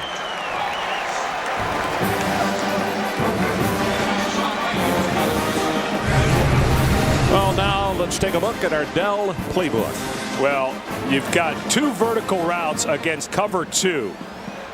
Orduba, the corner on the outside, is going to back off and then squat, and he lets he lets Small run right by him. And then the safety, Brad Phillips, because there are two vertical routes, he's got to choose one.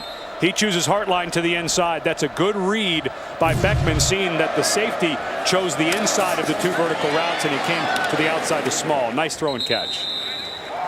That pass to Tanja Jones.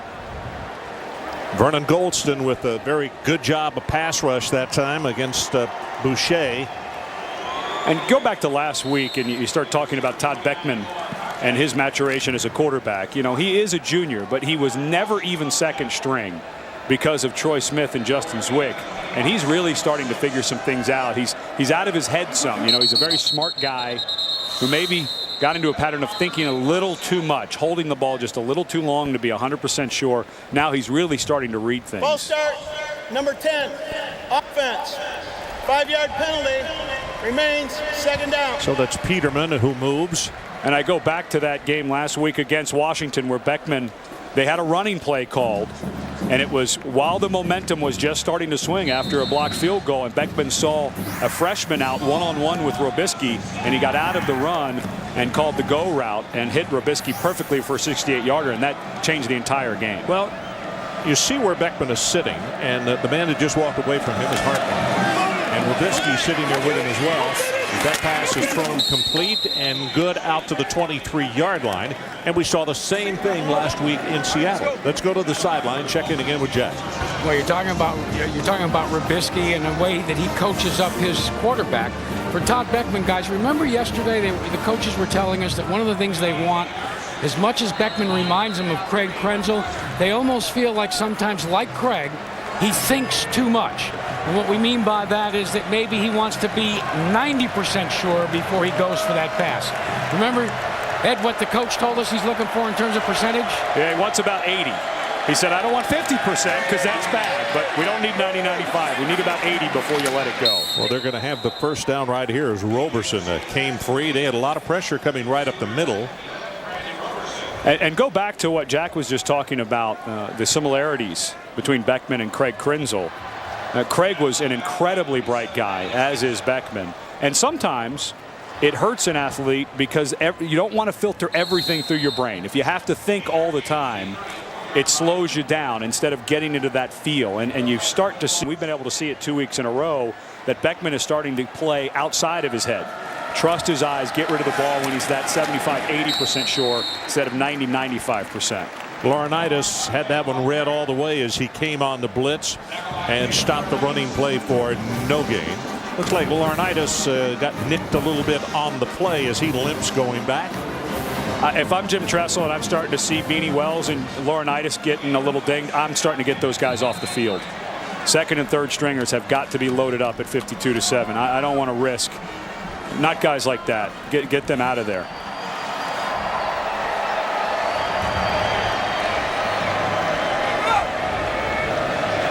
Conte in motion all the way out of your screen on that one, and they give it to Peterman, and here comes a flag down. That's going to be offensive holding against the Wildcats. Laurinaitis will make the tackle.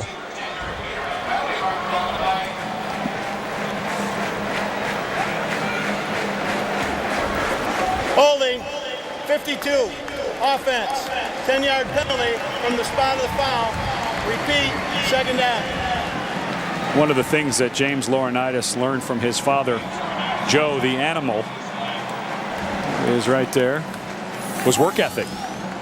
Joe, of course, a longtime professional wrestler, was on the road all the time. And if you don't think that those guys work hard for their living, you don't know what showmanship is about. Those guys work very hard. And one of the things that James brings to this team, not only is he the best player on defense, he has the best work ethic, and you can really build a defense. You can build an entire team around a guy like that. So they roll the pocket and they come to a blitz, and the pass incomplete. Wow, another big hit on Kim Thompson. Kim's dropped a couple of balls today. Now, he got struck pretty mightily there, but he also has dropped a couple of balls that probably he should have caught. Marcus Freeman is the man who came up and laid the wood to him. Yeah, I thought defensive coordinator Jim Heacock made the best point of all. He said just that. He said it is a wonderful thing when your best player is the guy who sets the standard as far as hustle and want to. He said that every coach dreams of that type of situation, and he said, I've got it. Third down. They're going to take this all the way out to the 43.5-yard line.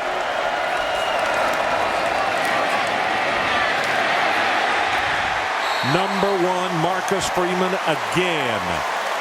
Well, he said he's in sports management, wants to be an athletic director. Right now he's directing things on the field as far as physical contact. And Ohio State started classes this week. It was interesting talking to Freeman. He was very glad they started, because he said, you know, it was just football morning, noon, and night from training camp until Wednesday, and he really enjoys school. He said, I was just looking for something different. The way he's playing today, he might as well think like he's in class all year long, because something clicked. It's a high knuckleball, and that is Hartline who gathers it in with a fair catch at midfield. So let's take a timeout. 7:38 left, third quarter. 52-7, Ohio State.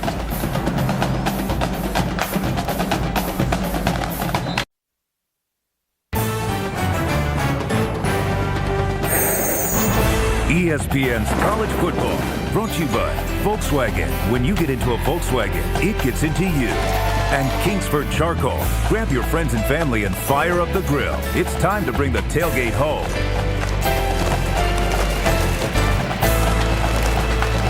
So, of course, using Kingsford as this tailgating weekend. We have a new quarterback in the ballgame. We saw him last week up in Seattle. Antonio Hinton, who's been in quite a battle with Robbie Schoenhoff for that number 2 spot. And also a couple of wide receivers, Tarian Washington and Devon Torrance, in the ballgame. And let's go down to the sideline. And Jack, who you got for us, partner? Well, we want to talk a little, give you an update first on Beanie Wells. He is out for the rest of the game. Really, they haven't determined just how serious the ankle injury is. They are just icing it down. Meanwhile, on the Northwestern side of the ball, Sherrick McMahon is their outstanding cornerback. He is out for the rest of the game. Wow, that's tough. I hope it's no more than a one-game type of injury. There's a look at Beanie Wells on the sideline. Injured an ankle again. And quarterback keeper, and this is Antonio Hinton. And on the keeper, he will pick up about 10 yards in the first down as Brandon Smith, the free safety, is there to make the tackle. Well, in the health of Beanie Wells, it's got to weigh heavy on Ohio State fans' minds right now. Make no bones about it. Particularly with Sane out for at least 2, maybe more. But boy, with Minnesota on the road at Minnesota, at Purdue, Kent State, then Michigan State, You don't want to start thinning the troops as you get into the meat of the Big Ten schedule. And Beanie Wells is the key to this offense. Make no bones about it. From a shotgun, Maurice Wells gets the hand up, bounces it outside. Flags all over the place.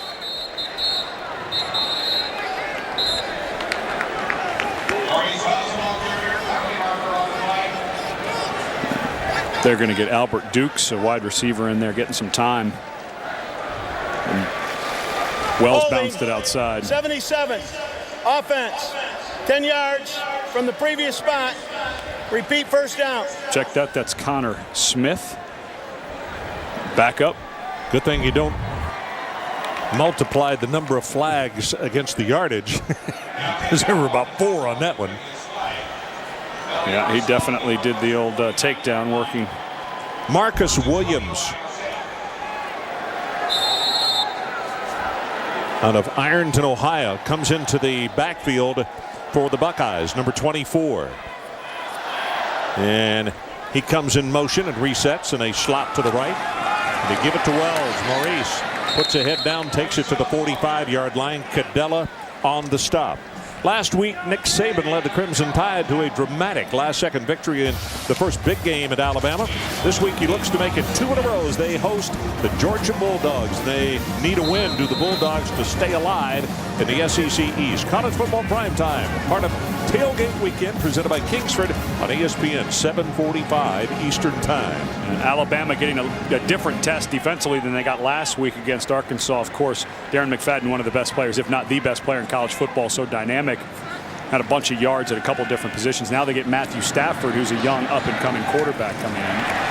Well, they roll the pocket, and Hinton throws it complete. Let's go down to the sideline, and Jack Arube is there with a special guest. Jack? Well, you remember the old line, he's back. Well, that's the case for Gordon Gee. He's returned from down in Tennessee, and you're now the second time by as a president here. Yeah, it's unusual, isn't it? But, and you said wild horses wouldn't drag you out of Tennessee. Well, so what'd they send? Well, what they sent was a lot of love, and you can see it. There are 105,000 people in this stadium, and this is the most remarkable setting in college football, as you well know. Hold on one second. I got another question I want to ask you, Gordon. Ron? Oh, okay, thanks. Hinton, again from the shotgun. And this time it's a 3rd down. They need to take it to the 29. Lobs that one.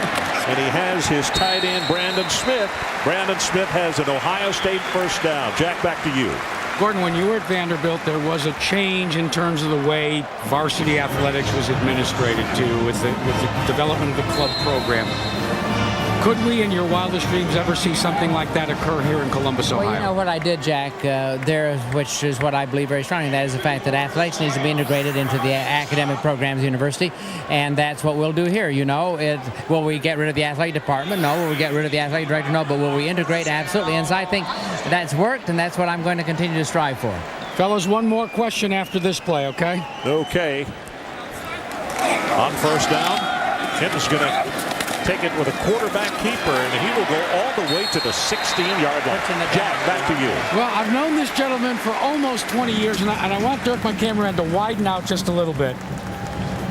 I need the name, Gordon, of your tailor. Let me tell you something. There's a guy missing pants in the parking lot right now. I chased him down. He couldn't run very fast. No, you got to assure you, there's no tailor who made these things. Hey, congratulations. It's great to be back in Columbus. And great to have you back as well. You look great, my friend. Thank you. Thank you.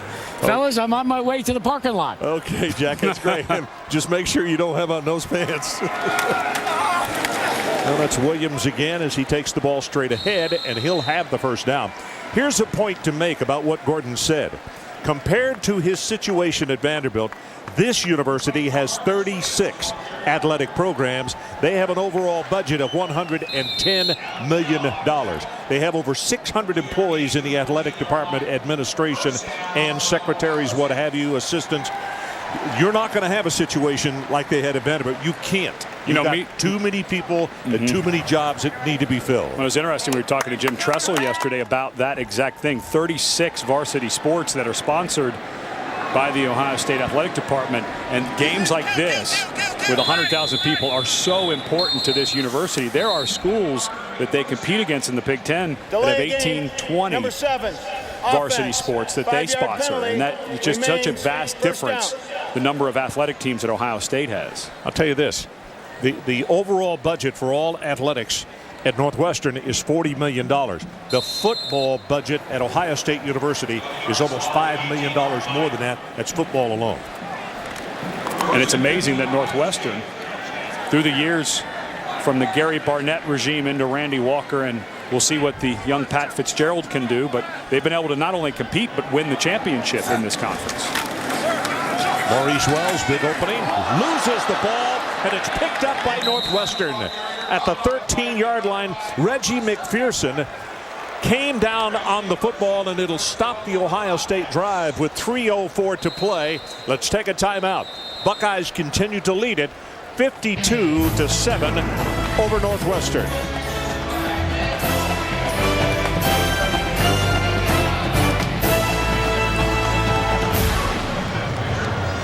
Hey, well, Adam Cadella, who is a local product whose father happened to play at Michigan, so dad must be very proud, because on a very difficult day for Northwestern, Adam Cadella has played lights out. 12 tackles, and that 12th one there causing a fumble. This leader of the defense, the whole team hasn't played very well, but this guy has played great. Well, we talked about him in the first half as he collision in the backfield. Conte runs into Theory, his left tackle, and goes down.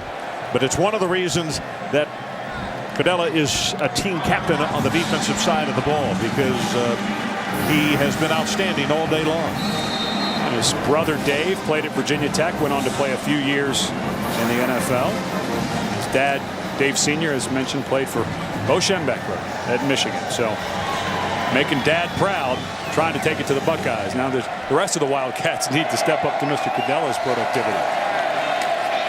Safety blitz. They wait a long time to throw this one, and falling. Did he hold on? I think not Kim Thompson, but Tanja Jones. It'll be incomplete.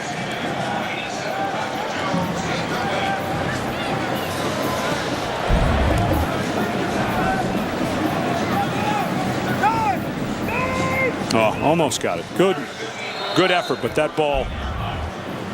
The amazing thing is that Boucher stayed in the pocket as long as he did.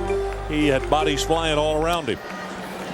Sometimes you want to see him tuck it and run, because he is a very good athlete. We saw that on the film against Duke. There's a couple times where if he'd pull it down, you'd think he'd pick up some big yardage. 2:22 left in the third quarter. Boucher drills this one in and out of the hands of Rashid Ward.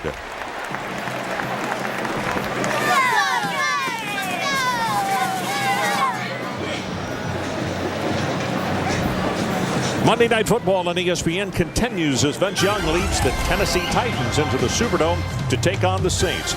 Can Reggie Bush, Drew Brees, and the Saints offense get back on track at a Big Easy? Monday Night Football on ESPN, 8:30 Eastern.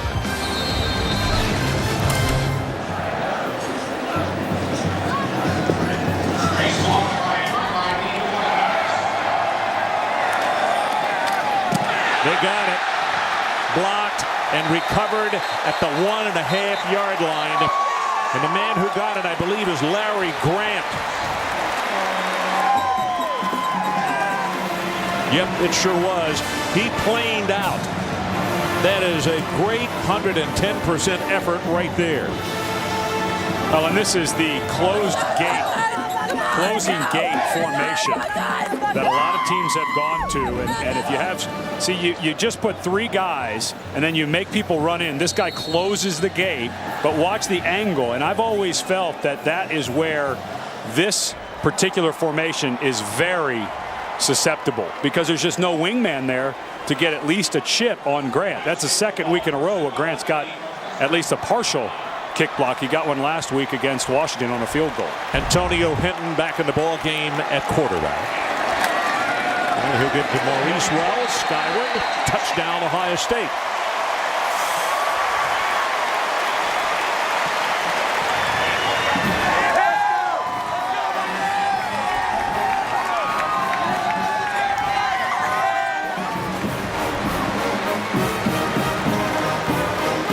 You know, you're in that place in the game where you say, all right, call off the dogs. But you still have to work things. You know, you still have to have your guys go out there and listen. you can just as easily return a putt for a touchdown as you can block it because you guys have to go hard. You know, you want them to back off a little bit. You want to get some backups in the game, but you still have to work on certain things to get into the Big Ten play. So Pretorius with the extra point attempt. Boy, bad snap, mishandled, and Pretorius is going to be tackled.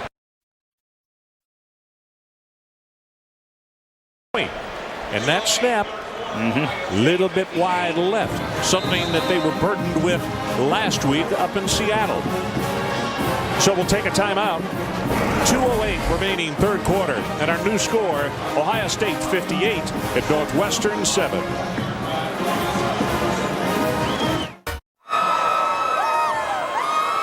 So we are back in Columbus, Ohio. The 500th game to be played in this stadium. 58 points today, the most since 1993 at Pitt, which was 63. This stadium was built in 1922. And, of course, with the latest renovation, they still call it the Shoe, but the Shoe filled in. And it's, 103, and I don't know when the fire marshal's out of town what they can get it to, but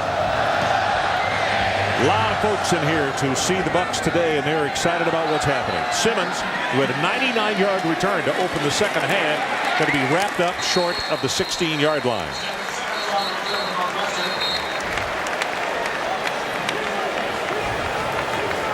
Well, on our family of networks, tonight's games, and there are more good ones as conference play going on all over the place. Kentucky and Arkansas, I like that one right there. Woodson against the Hogs at home.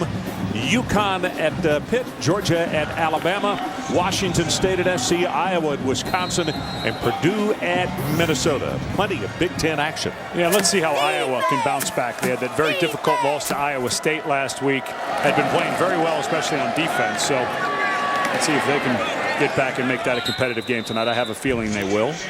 That pass is complete to Peterman, good for 10 yards, and he'll move the sticks.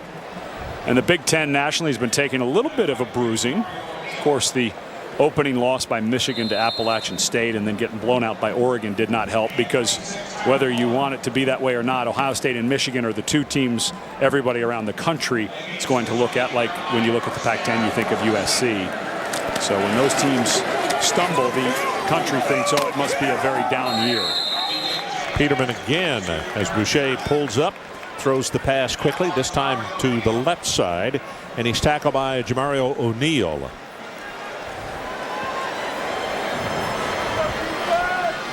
Clock runs with 1 minute and 20 seconds to play, third quarter. Well, and if you're Pat Fitzgerald and Garrick McGee, his offensive coordinator, just keep dialing up. You know, listen, who knows how long you're going to be without Tyrell Sutton, your best player. If he's got one of those dreaded high ankle sprains, it could be another couple of weeks. And you're going to have to find something that works. What a hit. Roberson will have the first down, and then he really had to pay the price.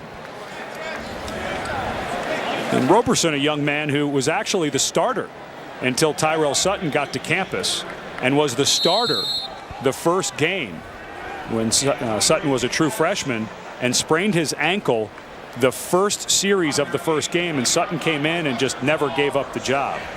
Nick Patterson just made that tackle, and we're now getting to a point where people who are not on the depth charts that we have are coming in the ball game.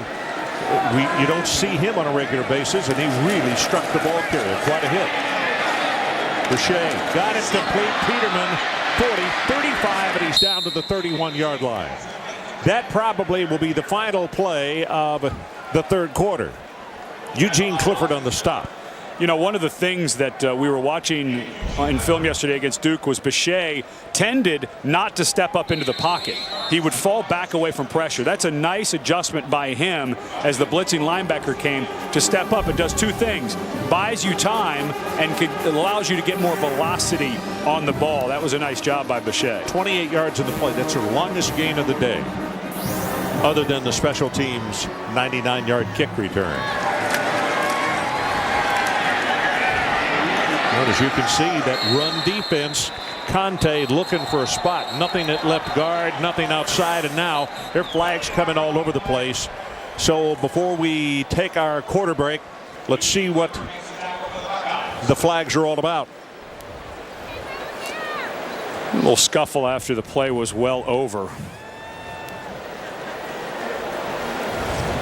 After the play is over, got a dead ball, personal foul, late hit, number 63 of the offense, 15-yard penalty from the end of the run.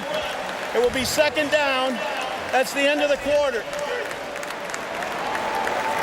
So we will be back and head to the final 15 minutes of play. A post-play foul, 15 yards against Northwestern.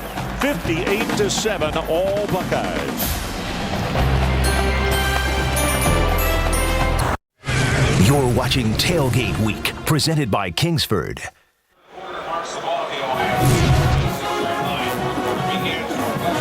So we're back at Ohio Stadium. 500th game that has ever been played in this venue. Built in 1922. Ron Franklin, Ed Cunningham, and Jack Arute coming to you from Columbus, Ohio today. And the Buckeyes really roaring. 58-7, they lead it right now.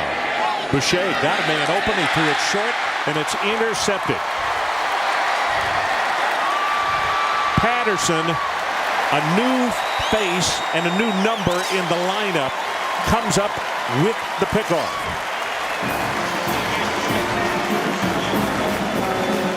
Well, not much for Garrett McGee right there, the offensive coordinator, to say.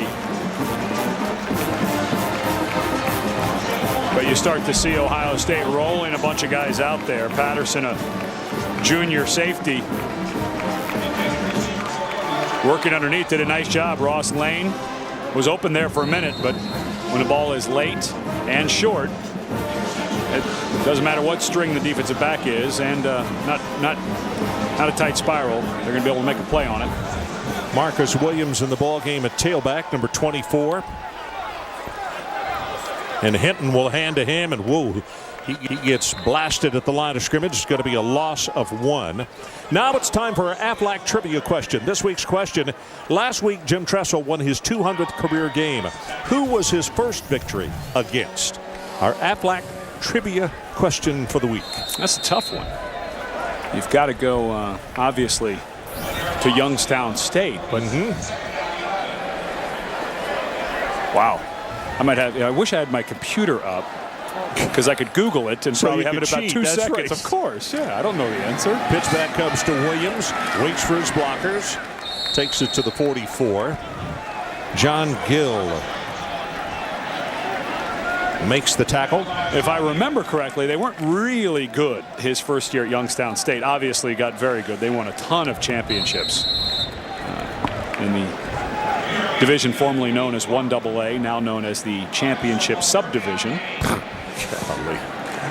Can't figure out why they have to call it a sub. Can't they say championship division? and full playing division. Yeah. I don't know subdivision being necessary.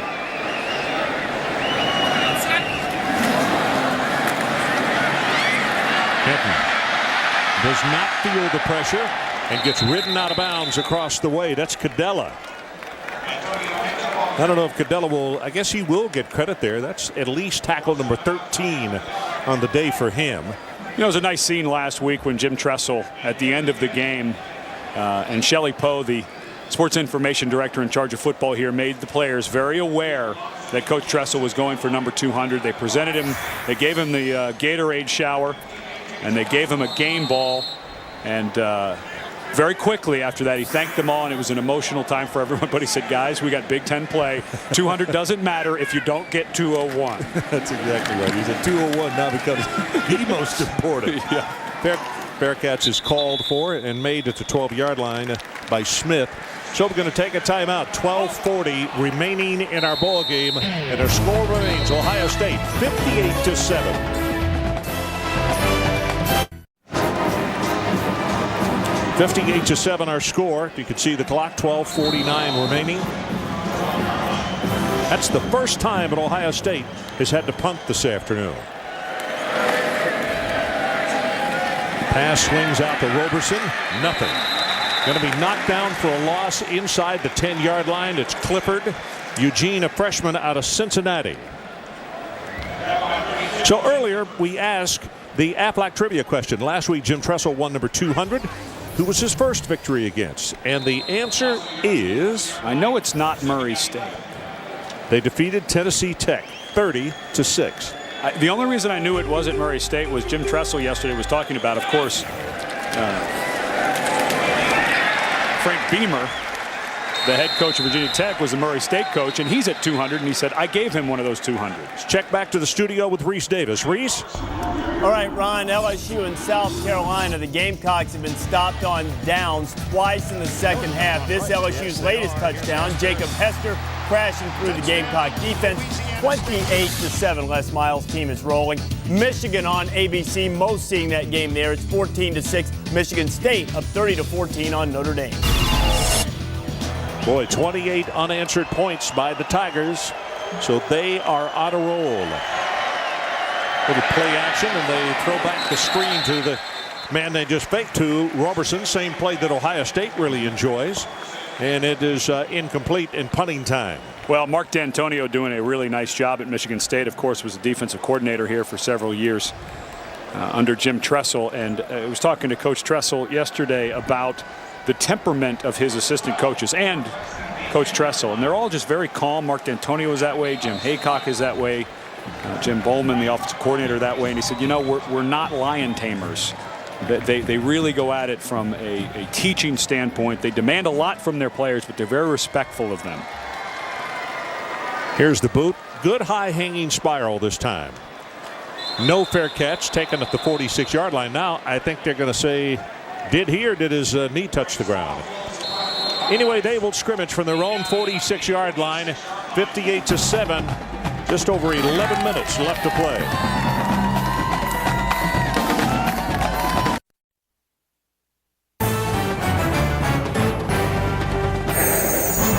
ESPN's College Football is presented by Cars.com. Find the right car for you. Cars.com.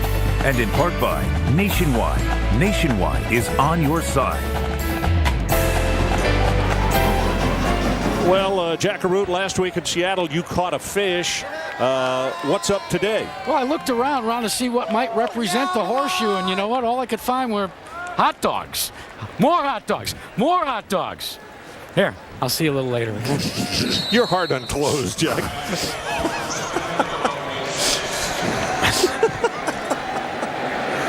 Oh, my. First down, Ohio State from their own 46. Here's Hinton on the keeper. And he's quick, but Northwestern was quicker to get outside until that play right there. Total yards, Northwestern 79 and Ohio State 388 on the afternoon. 500th game at Ohio Stadium. How many hot dogs do you think have been consumed here? Boy. And we won't count the 3 that just went into Jack's pocket. Although he may eat those, knowing Jack. Boy, I hope he doesn't turn in for dinner tonight on his expense account. Yeah, he's got his calories. No, all those guys were watching, though. I read the expense report. Yeah. I would only be impressed, Jack, if those had mustard and ketchup on them when they went in your pocket. Well, this running play by Deontay Johnson. We didn't think he was going to play today, but he gets the carry and takes it straight ahead for about a half yard. Well, last week it was the salmon. And, you know, I thought right here, watch in slow motion, I thought he was going to put this on his head as a hat. And I asked him about it yesterday in the production meeting. And, in fact, he was going to wear a salmon hat. And, you know, we had to send the jacket out about 3 times for dry cleaning. But I'm really glad he didn't do that.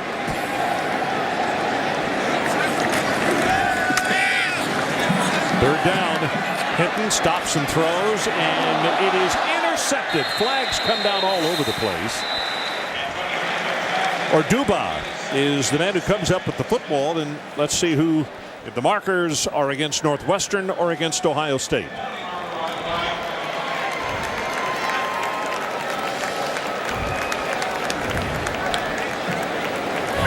Pass interference, number 16, defense.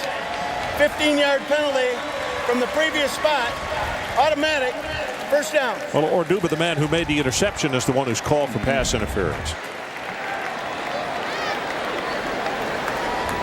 Knocked the receiver off of his route.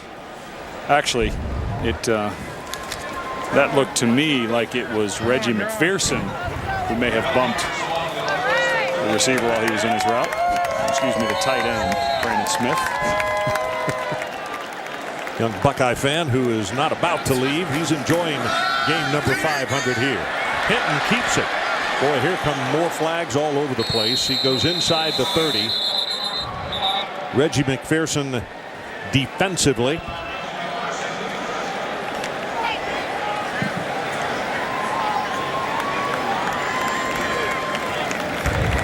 Holding, 81. Offense, 10-yard penalty from the spot of the foul. Repeat, first down. We were just talking about the fish throwing, of course. Pike Place Market, very famous for that in Seattle. We were talking to Kirk Barton yesterday. They got to walk around a bunch on Thursday in Seattle last week, going up a day early. And they were talking about the fish throwing. And a few of the receivers caught fish. And we asked Kirk if he tried to catch one. He said, you know, I don't have the hands to catch. I got to do a body catch. And there was no way, like Jack Arute, that I was going to do a body catch with a fish and have the only shirt I had to cruise around town in and smell the entire time. So he passed. He did get a coffee from the original Starbucks, though, which is right there in Pike Place Market. So on first down, Hinton fakes the throw, and he gets whacked really hard by Quentin Davey. Quentin's a redshirt freshman out of St. Louis, played at the Cardinal Ritter High School there. Well, as we see the second-string quarterback battle play out between Robbie Schoenhoff and Antonio Hinton, two totally different players. Hinton more of a run threat than Schoenhoff or Beckman, although Beckman very fast. But this battle is going to continue. And the concern, if I'm Ohio State, is Beanie Wells and that ankle. He is the absolute key to this offense, and we saw him go off earlier with that sprained ankle. Hinton going to run it. 35, and that's it. So it'll be third down and long. Quentin Davey again on the stop. I'm almost surprised that number 28, Beanie Wells, is not off the sideline and already getting in the training room. Yeah. Well, I'm sure he's still icing, but yeah, sometimes you put that electric stem on him as well. Jack Arute, you've got an answer to that? Well, I've talked to athletic trainers about that, Ron, and they say one of the problems is you can misdiagnose on the day of a game because of the endorphins and, all of this, all of the juices that are flowing through a ball player. And they say where they really are able to make a complete and accurate assessment is the following morning. So you can be sure that Beanie's going to be reporting to the athletic trainer's room early tomorrow. Won't be able to sleep in. Well, here's where Beanie Wells got hurt, and it was Northwestern defender fell on his ankle, and I know exactly what Jack is talking about. I dislocated a shoulder when I was in college, and once they got it back in, I popped up and was ready to go back in the game. Felt like $1 million, and the trainer said, no, you're going home. You're taking your pads off, and we'll see you tomorrow morning. The next morning, I couldn't raise my arm, but about 5 inches beyond my waist, and so hopefully they've at least got the ice going to keep that swelling out, and it's not too bad for Beanie tomorrow morning. Backside pressure. Hinton hit as he delivers the ball, and incomplete, almost intercepted. And it's back. Go back down to Jack Arute on the sideline. Jack? Yeah, before the entire state of Ohio goes into apoplexy, let's give you the update report on Beanie. Believe it or not, the ice has come off EC, and he's got his shoe back on. So they got the swelling down, and I'm not a doctor, but I would have to assume that maybe it was just a minor tweak. Well, that's good if you're an Ohio State fan. 58-7, just under 8 minutes to play. We'll be right back.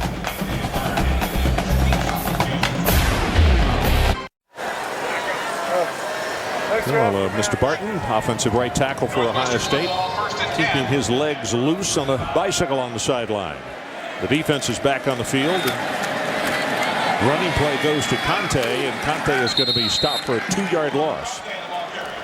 Best Buy playbook, what do you have here? Well, you talk about pre-snap reads for a quarterback. C.J. Boucher on this play earlier in the game sees cover 2.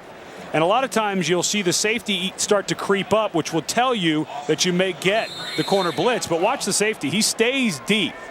And Anderson Russell comes, even though he plays safety, he was lined up in the slot as a cornerback, and Boucher never even thought he was coming because that safety didn't show him. It was a good disguise by the safety to keep some depth so that Boucher didn't know that he was going to get a backside corner blitz. Oh, boy. Another tough hit, and that's Austin Spittler. Either one of those middle linebackers for Ohio State, Laurinaitis or Spittler, will come up and kiss you. Well, you think about the last few years, the great linebackers, Bobby Carpenter, A.J. Hawk, going back to Mike Vrabel. They have really built a tradition here. I was lucky enough to play against Chris Spielman in the NFL. I've never been hit in the face by anybody quite like Chris. He broke my face mask one time when I went out to block him. But they have a great tradition, and it's continuing with guys like Spittler and Laurinaitis, that's for sure. Third down, they need to take it out to the 45 as we go into 6.5. Pass is caught by Kim Thompson. Thompson has the first down. And let's check in with Jack again. Yeah, you guys are talking about the long history of linebackers. Well, they also, when they leave, they feel a sense of responsibility to shepherd their people that have replaced him.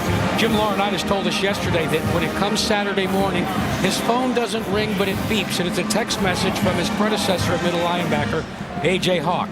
It's simply a simple text to an old friend that says, good luck, go out there and destroy him. We'll get a mix-up on a play here. Quarterback turned, and the running back was not there with him, and Alex Barrow will get credit for the tackle.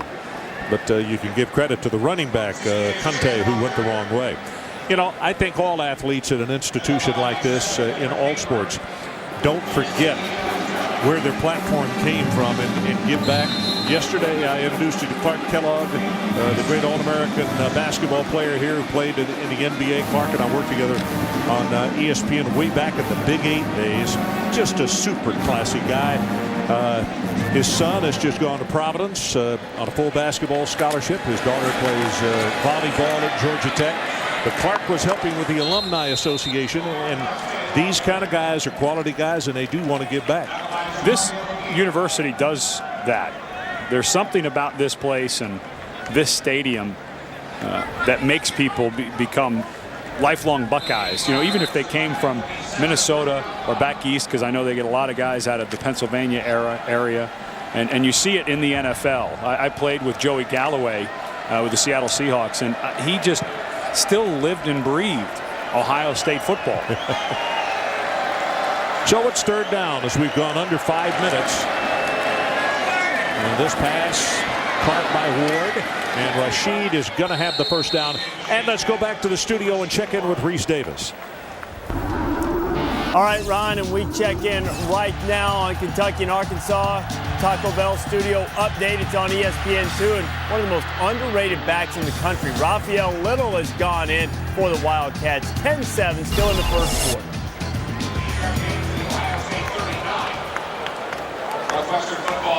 So we are back.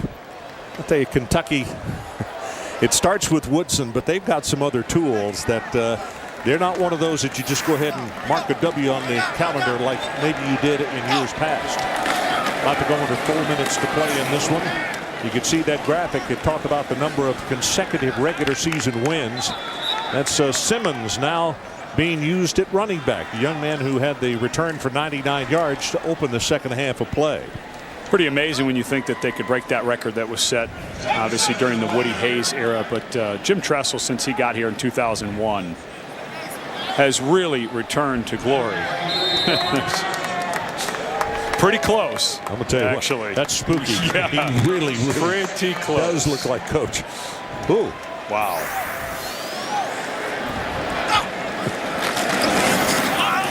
Now they take the pitch on the option play. And Jack, back to you. Yeah, I've been around Ohio State for almost 20 years, and one of the things that I think creates that sort of loyalty is a program, and I believe they were one of the first major universities to do so. You know, they've had so many players leave early and not get their degree. Well, they instituted, I believe it's almost 15 years ago, a program where those athletes could come back at any time throughout their professional career, after their professional career, and still get their scholarship and continue to get their degree. Pretty good. You know, Jack, a lot of universities are doing that now. This is Conte, and Conte will go out of bounds, which will stop the clock as O'Neal makes the tackle. Yeah, more and more Plus the fact, you know, with the APR coming in, those degrees are going to become more and more important if you don't want to lose scholarships. But in this case, long before that new system was installed, universities looking out for the welfare of these kids who gave them their time and effort to come and play intercollegiate athletics. That's what they were looking out for, and they genuinely want to see them get their degrees. Well, I also think that the folks that play for Jim Tressel and his staff, because of the respect that they give to their players, will always come back and be as helpful as possible in this program. Well, Kafka, the quarterback, hands it off to Simmons. That was the 10th play of the drive. You want to go back to something we were talking about earlier with Jim Tressel and his staff being teachers, not yellers and screamers. And, you know, he said Coach Tressel said it's a little change for a lot of their players, because in the NFL, it's quite the opposite. There are a lot of guys in the NFL, if they couldn't curse, they couldn't coach. And he's had a lot of players come back and say, Coach, it's just so different. You know, they're always yelling at us, and we're used to being taught in a very quiet kind of, you know, uplifting way, and we go to the NFL and we must just be terrible. Well, the draw play here will go for short yardage. Simmons again the ball carrier, and we are at 90 seconds left in this one. So as you leap forward and start to look at what Ohio State has coming up, it's hard not to say that they're the class of the Big Ten. Purdue, we're still trying to figure out. Maybe they're pretty good. Michigan looks pretty good today against Penn State. But if you're starting to think as this season goes on, at Minnesota, at Purdue, Kent State, Michigan State, all winnable games, they could be sitting nice heading into November and that Michigan game. Kafka sends it toward the end zone, and it's overthrown. Mitchell was the intended receiver, number 83.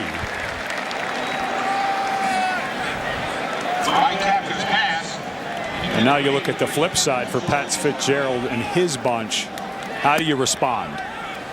Well, that's what I was going to ask you. You know, this, not just this week in practice, but when you go to the locker room and on the ride back to Evanston, you know, you gotta start putting some salve on the wound here, because this one mentally is a really tough one, let alone physically, the bumps and bruises they got. And this roster is not void of talent. No. Their defensive line is good. If they can get Sutton back and get him healthy, I think they can put a scare and win some games and possibly get back to a bowl game. But Ron, it is a long way back from a loss like this.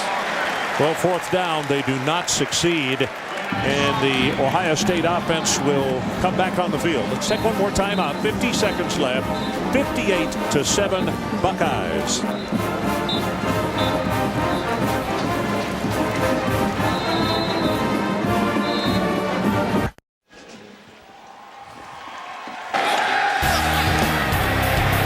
Well, here's today's game track presented by John Hancock. Well, Brian Robisky has really come into his own as a deep threat. Todd Beckman won the quarterback position because of his ability to throw the deep ball. And defense, of course, is always a story. James Laurinaitis having another great game after a huge game in Seattle. And Vernon Gholston came to play today. We didn't get to see much of him last week against Washington, but boy, he really played a nice game today as well. Robbie Schoenhoff back in the ball game at quarterback for Ohio State. And you'll see this for as many times as they can do it. And the clock runs down. Well, going back to... Just a second here. Let me give credit here because the youngster won't get mentioned. Otherwise, Casey Christian, number 46, was the ball carrier. And he's coming back out. But he'll go officially in the stats as having a carry today. Well, they have a freshman, Daniel Herron. Of course, Brandon Sane is out with the knee, but they did not want to burn his red shirt. For sure. Yeah. In fact, Jim Tressel was very concerned about that. And there's Joe Gantz, the ball carrier. That's the final play of this ball game. Pat Fitzgerald sprints across the way to see his counterpart, Jim Tressel, and the two men meet. And it's a good win for Coach Tressel, but it's also got to be difficult to go out there and face a young man knowing what Pat Fitzgerald has had to go through today. Again, our final score, Ohio State 58 and Northwestern 7. For more on today's game. Tune in to ESPN News for postgame extra. And now for Ed Cunningham and Jack Arute, I'm Ron Franklin saying so long from Columbus, Ohio. This has been a presentation of ESPN, the worldwide leader in sports. Right now, let's go back to our studio.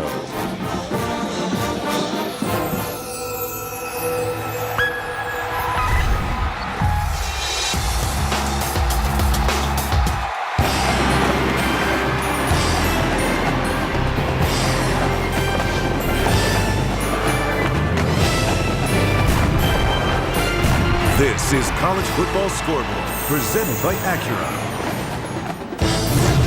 Reese Davis, Lou Holtz, Mark May with you. Penn State and Michigan going on in the big house, going down to the final seconds now. This is how things have gone for the Wolverines against Joe Pa, who is trying to snap an 8-game losing streak to the Maize and Blue. Ryan Mallett keeping it himself. Look at the sweet feed by the big 6'5" freshman, taking it in the score for Michigan. They're leading 7-0.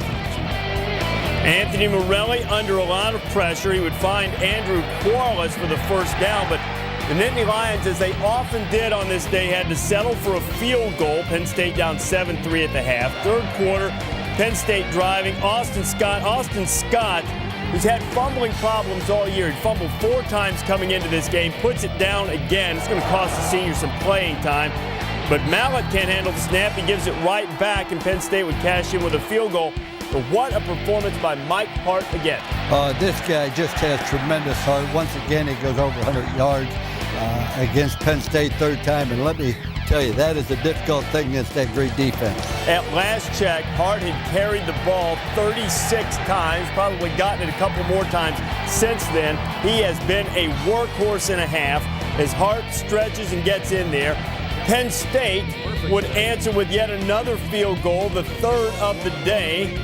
Be booted through by Kevin Kelly. And then moments ago, as Morelli tried to save his team, just over a minute to go in the big house, Morelli firing, ball batted into the air on 4th down, incomplete.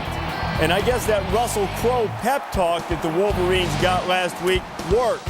45 seconds away from going 1-0 in the Big Ten for Michigan after all they've been through first 2 weeks of the season. Glad to have you with us on College Football Scoreboard, presented by Acura. Reese, Lou, Mark, all here. And, you know, Mark, we talked about this after the Appalachian State game and the Oregon game, that once Michigan started seeing offense without the mobile quarterbacks, without all of the speed on the edges, defense might not look so bad. Yeah, Ron English has to be proud of his defensive group. The way that they performed today, they stepped up when they had to and made big plays in this game. But I think it's key if you look back at Penn State and who they faced their first 3 games. Florida International, Notre Dame, and Buffalo. And Buffalo scored 24 points on this vaunted Penn State defense. So I think going into this game, Michigan in the back of their mind knew that they could score points on this defense. But the other thing, they knew that they had Michael Hart running the football for them. That was key. How did you think that Michigan responded to the fresh start in the Big Ten, Luke? Oh, I think they responded very, very well. Once again, I have to give an awful lot of credit to Lloyd Carr. I thought he did a tremendous job bringing this team back. But they have to play a little team called Illinois down the road that has some quickness and runs a spread offense. But once again, don't hold the spread offense and the success they've had against Michigan's defense, because it is just a difficult thing to defend if you have the proper personnel. Great win for Michigan, most disappointing for Penn State. 9 in a row. Michigan has now beaten Penn State, and Lloyd Carr improves to 9-1 against top 10 teams at home. Of course, neither Oregon nor Appalachian State at the time. App State, who, by the way, lost in their game today. But Michigan gets things going properly in the Big Ten with the victory over Penn State to get off to the 1-0 start in Big Ten play. And we'd like to welcome those of you who've been watching Penn State and Michigan as the Wolverines perhaps getting that fresh start, the new attitude, the pep talk from Russell Crowe, and it's all worked out as the Wolverines beat up on the Nittany Lions, or at least beat them for the 9th straight time, 14-9. Reese Davis alongside Lou Holtz and Mark May here. And Michigan now So much written and said whether Lloyd Carr was at the end of the line. Now what does this do for the Wolverines, Mark, to get this win over Penn State? Well, it means that they've got a shot at a bowl game. You can't throw dirt on a great football team. If you look at Michigan, they weren't great, but they were a very good football team. And the bottom line is, once they got into conference scheduling and playing teams in their conference, we knew that they were going to get better, and they were going to have the confidence that they were going to be able to run the football today with Michael Hart. Again, the third time he's faced Penn State, the third time he's rushed for over 100 yards. But I think what was key in this football game is the freshman quarterback, Ryan Mallett, on third down was 10 for 12 completions. And I think that is huge for this team. And they know they've got Chad Henne coming back, but now you know you've got a go-to guy that's in the bullpen that if something happens, they can go to the big freshman and he can pull them out. All right, so Ryan Mallett coming through, and he'll be seasoned and ready next year after Chad Henne departs. So Penn State gets the win over Michigan. Now, some of you have been watching the Nittany Lions and the Wolverines. Others just saw Ohio State put a beat down on Northwestern. This is how the Buckeyes had it going against Northwestern. Started early and often for Senator Tressel's team. You see the little peek at the score, 58-7. Todd Beckman, as he did against Washington last week, finding Brian Robisky on the outside, and that got the Buckeyes jump-started. And Beckman has been the picture of efficiency. Twice to Robisky on the right last week and this week, now once on the left. It's 28-0. Beckman's still in there. Beckman's still slinging it around, and Robisky still catching it. What a day for Brian Robisky. 58-7. Beanie Wells went over 100 yards. Beckman was solid, and the defense was overwhelming. Is this the best team in the Big Ten right now at this moment? Yeah, their defense definitely is, but the offense is picking it up. They needed that shot in the arm of confidence, and they got it today offensively. What do you think, Lou? It was today, but you have a different team each and every week. Let's not get too excited. That's the same Northwestern team that Duke beat. Yeah, it's a pretty good team in Washington that they beat last week on the road, too. And I'm not sure anybody looks really good in the Big Ten at the moment. Michigan State and Notre Dame, the long college football nightmare is over. College football held hostage comes to an end, as Notre Dame has a couple of offensive touchdowns, but not much else right now, Lou. Well, in the first half, they ran the ball very physical, but Michigan State just controlled the line of scrimmage the second half. Just over 5 minutes to go there. Michigan State will become the first team to win 6 straight times in South Bend, 31-14. Jimmy Clausen, by the way, Jimmy got yanked. Got pulled out of the game. In the SEC, head ball coach taking on LSU, Matt Flynn dealing with that gimpy ankle, and only 2 trips to the red zone against LSU's defense this year, and South Carolina cashes in a touchdown, but then after that, Trendon Holiday. And Trendon Holiday, 5'6", 156 pounds. You're not going to catch him. You can hide behind those big offensive linemen. Score for LSU. He's a track star with world-class speed. Matt Flynn firing to his tight end, Richard Dixon. Bayou Bengals at home up 14-7. Later in the second, Blake Mitchell, who threw 3 picks against South Carolina State last week, firing it into traffic. It bounces around for a long time. And how about McCray coming up with the pick? Tiger defense making the trickeration. Holt David. You caught him on a blitz, coming trying to block the field goal. He had missed one previously.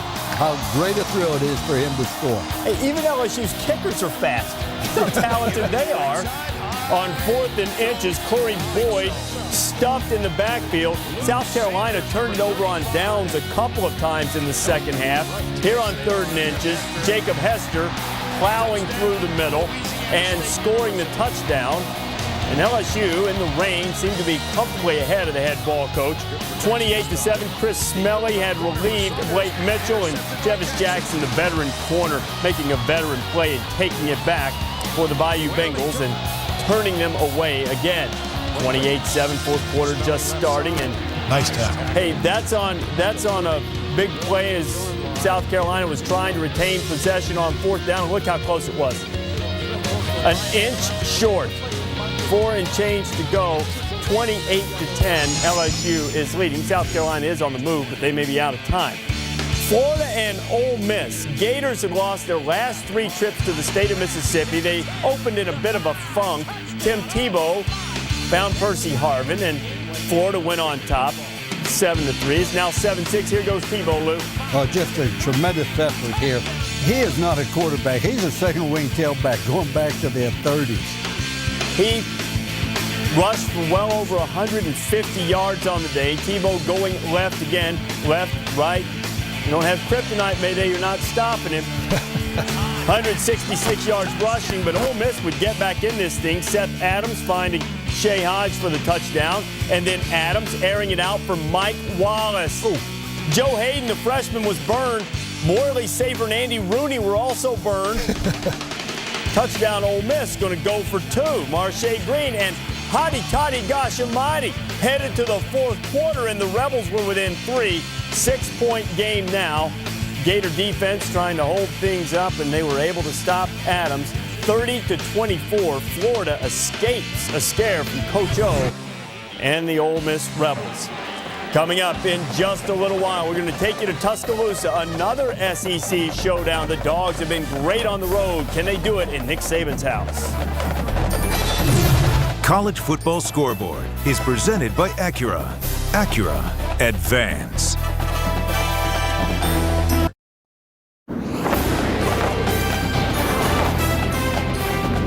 College Football Scoreboard is presented by Acura. Acura Advance. It was a hangover Saturday for several teams coming off emotional games. Ball State was up on Nebraska in the fourth quarter by 9, and Nate Davis threw it to Bo Rude and the Black Shirts, who didn't do anything well all day except that. Able to pick off Nate Davis. Bo Rude scoring 37-35. It's now 40-35. Ball State never beaten a team from the BCS conference. Sam Keller, Maurice Purify. Huskers up by 1. You want to talk heartbreak, Mayday? How about Nate Davis to Dante Love? Oh, hits him right in the face. Oh, that would have won it. That would have won it with less than 30 seconds to go. So instead, Cardinals left to try a 55-yard field goal attempt that doesn't come close. And Nebraska, Nebraska, over 600 yards. Wow. Black Shirts turn those things in. More of a pastel-colored shirt right now for the Nebraska defense. Plenty more to come as we work our way toward Georgia and Alabama coming up in just a little while.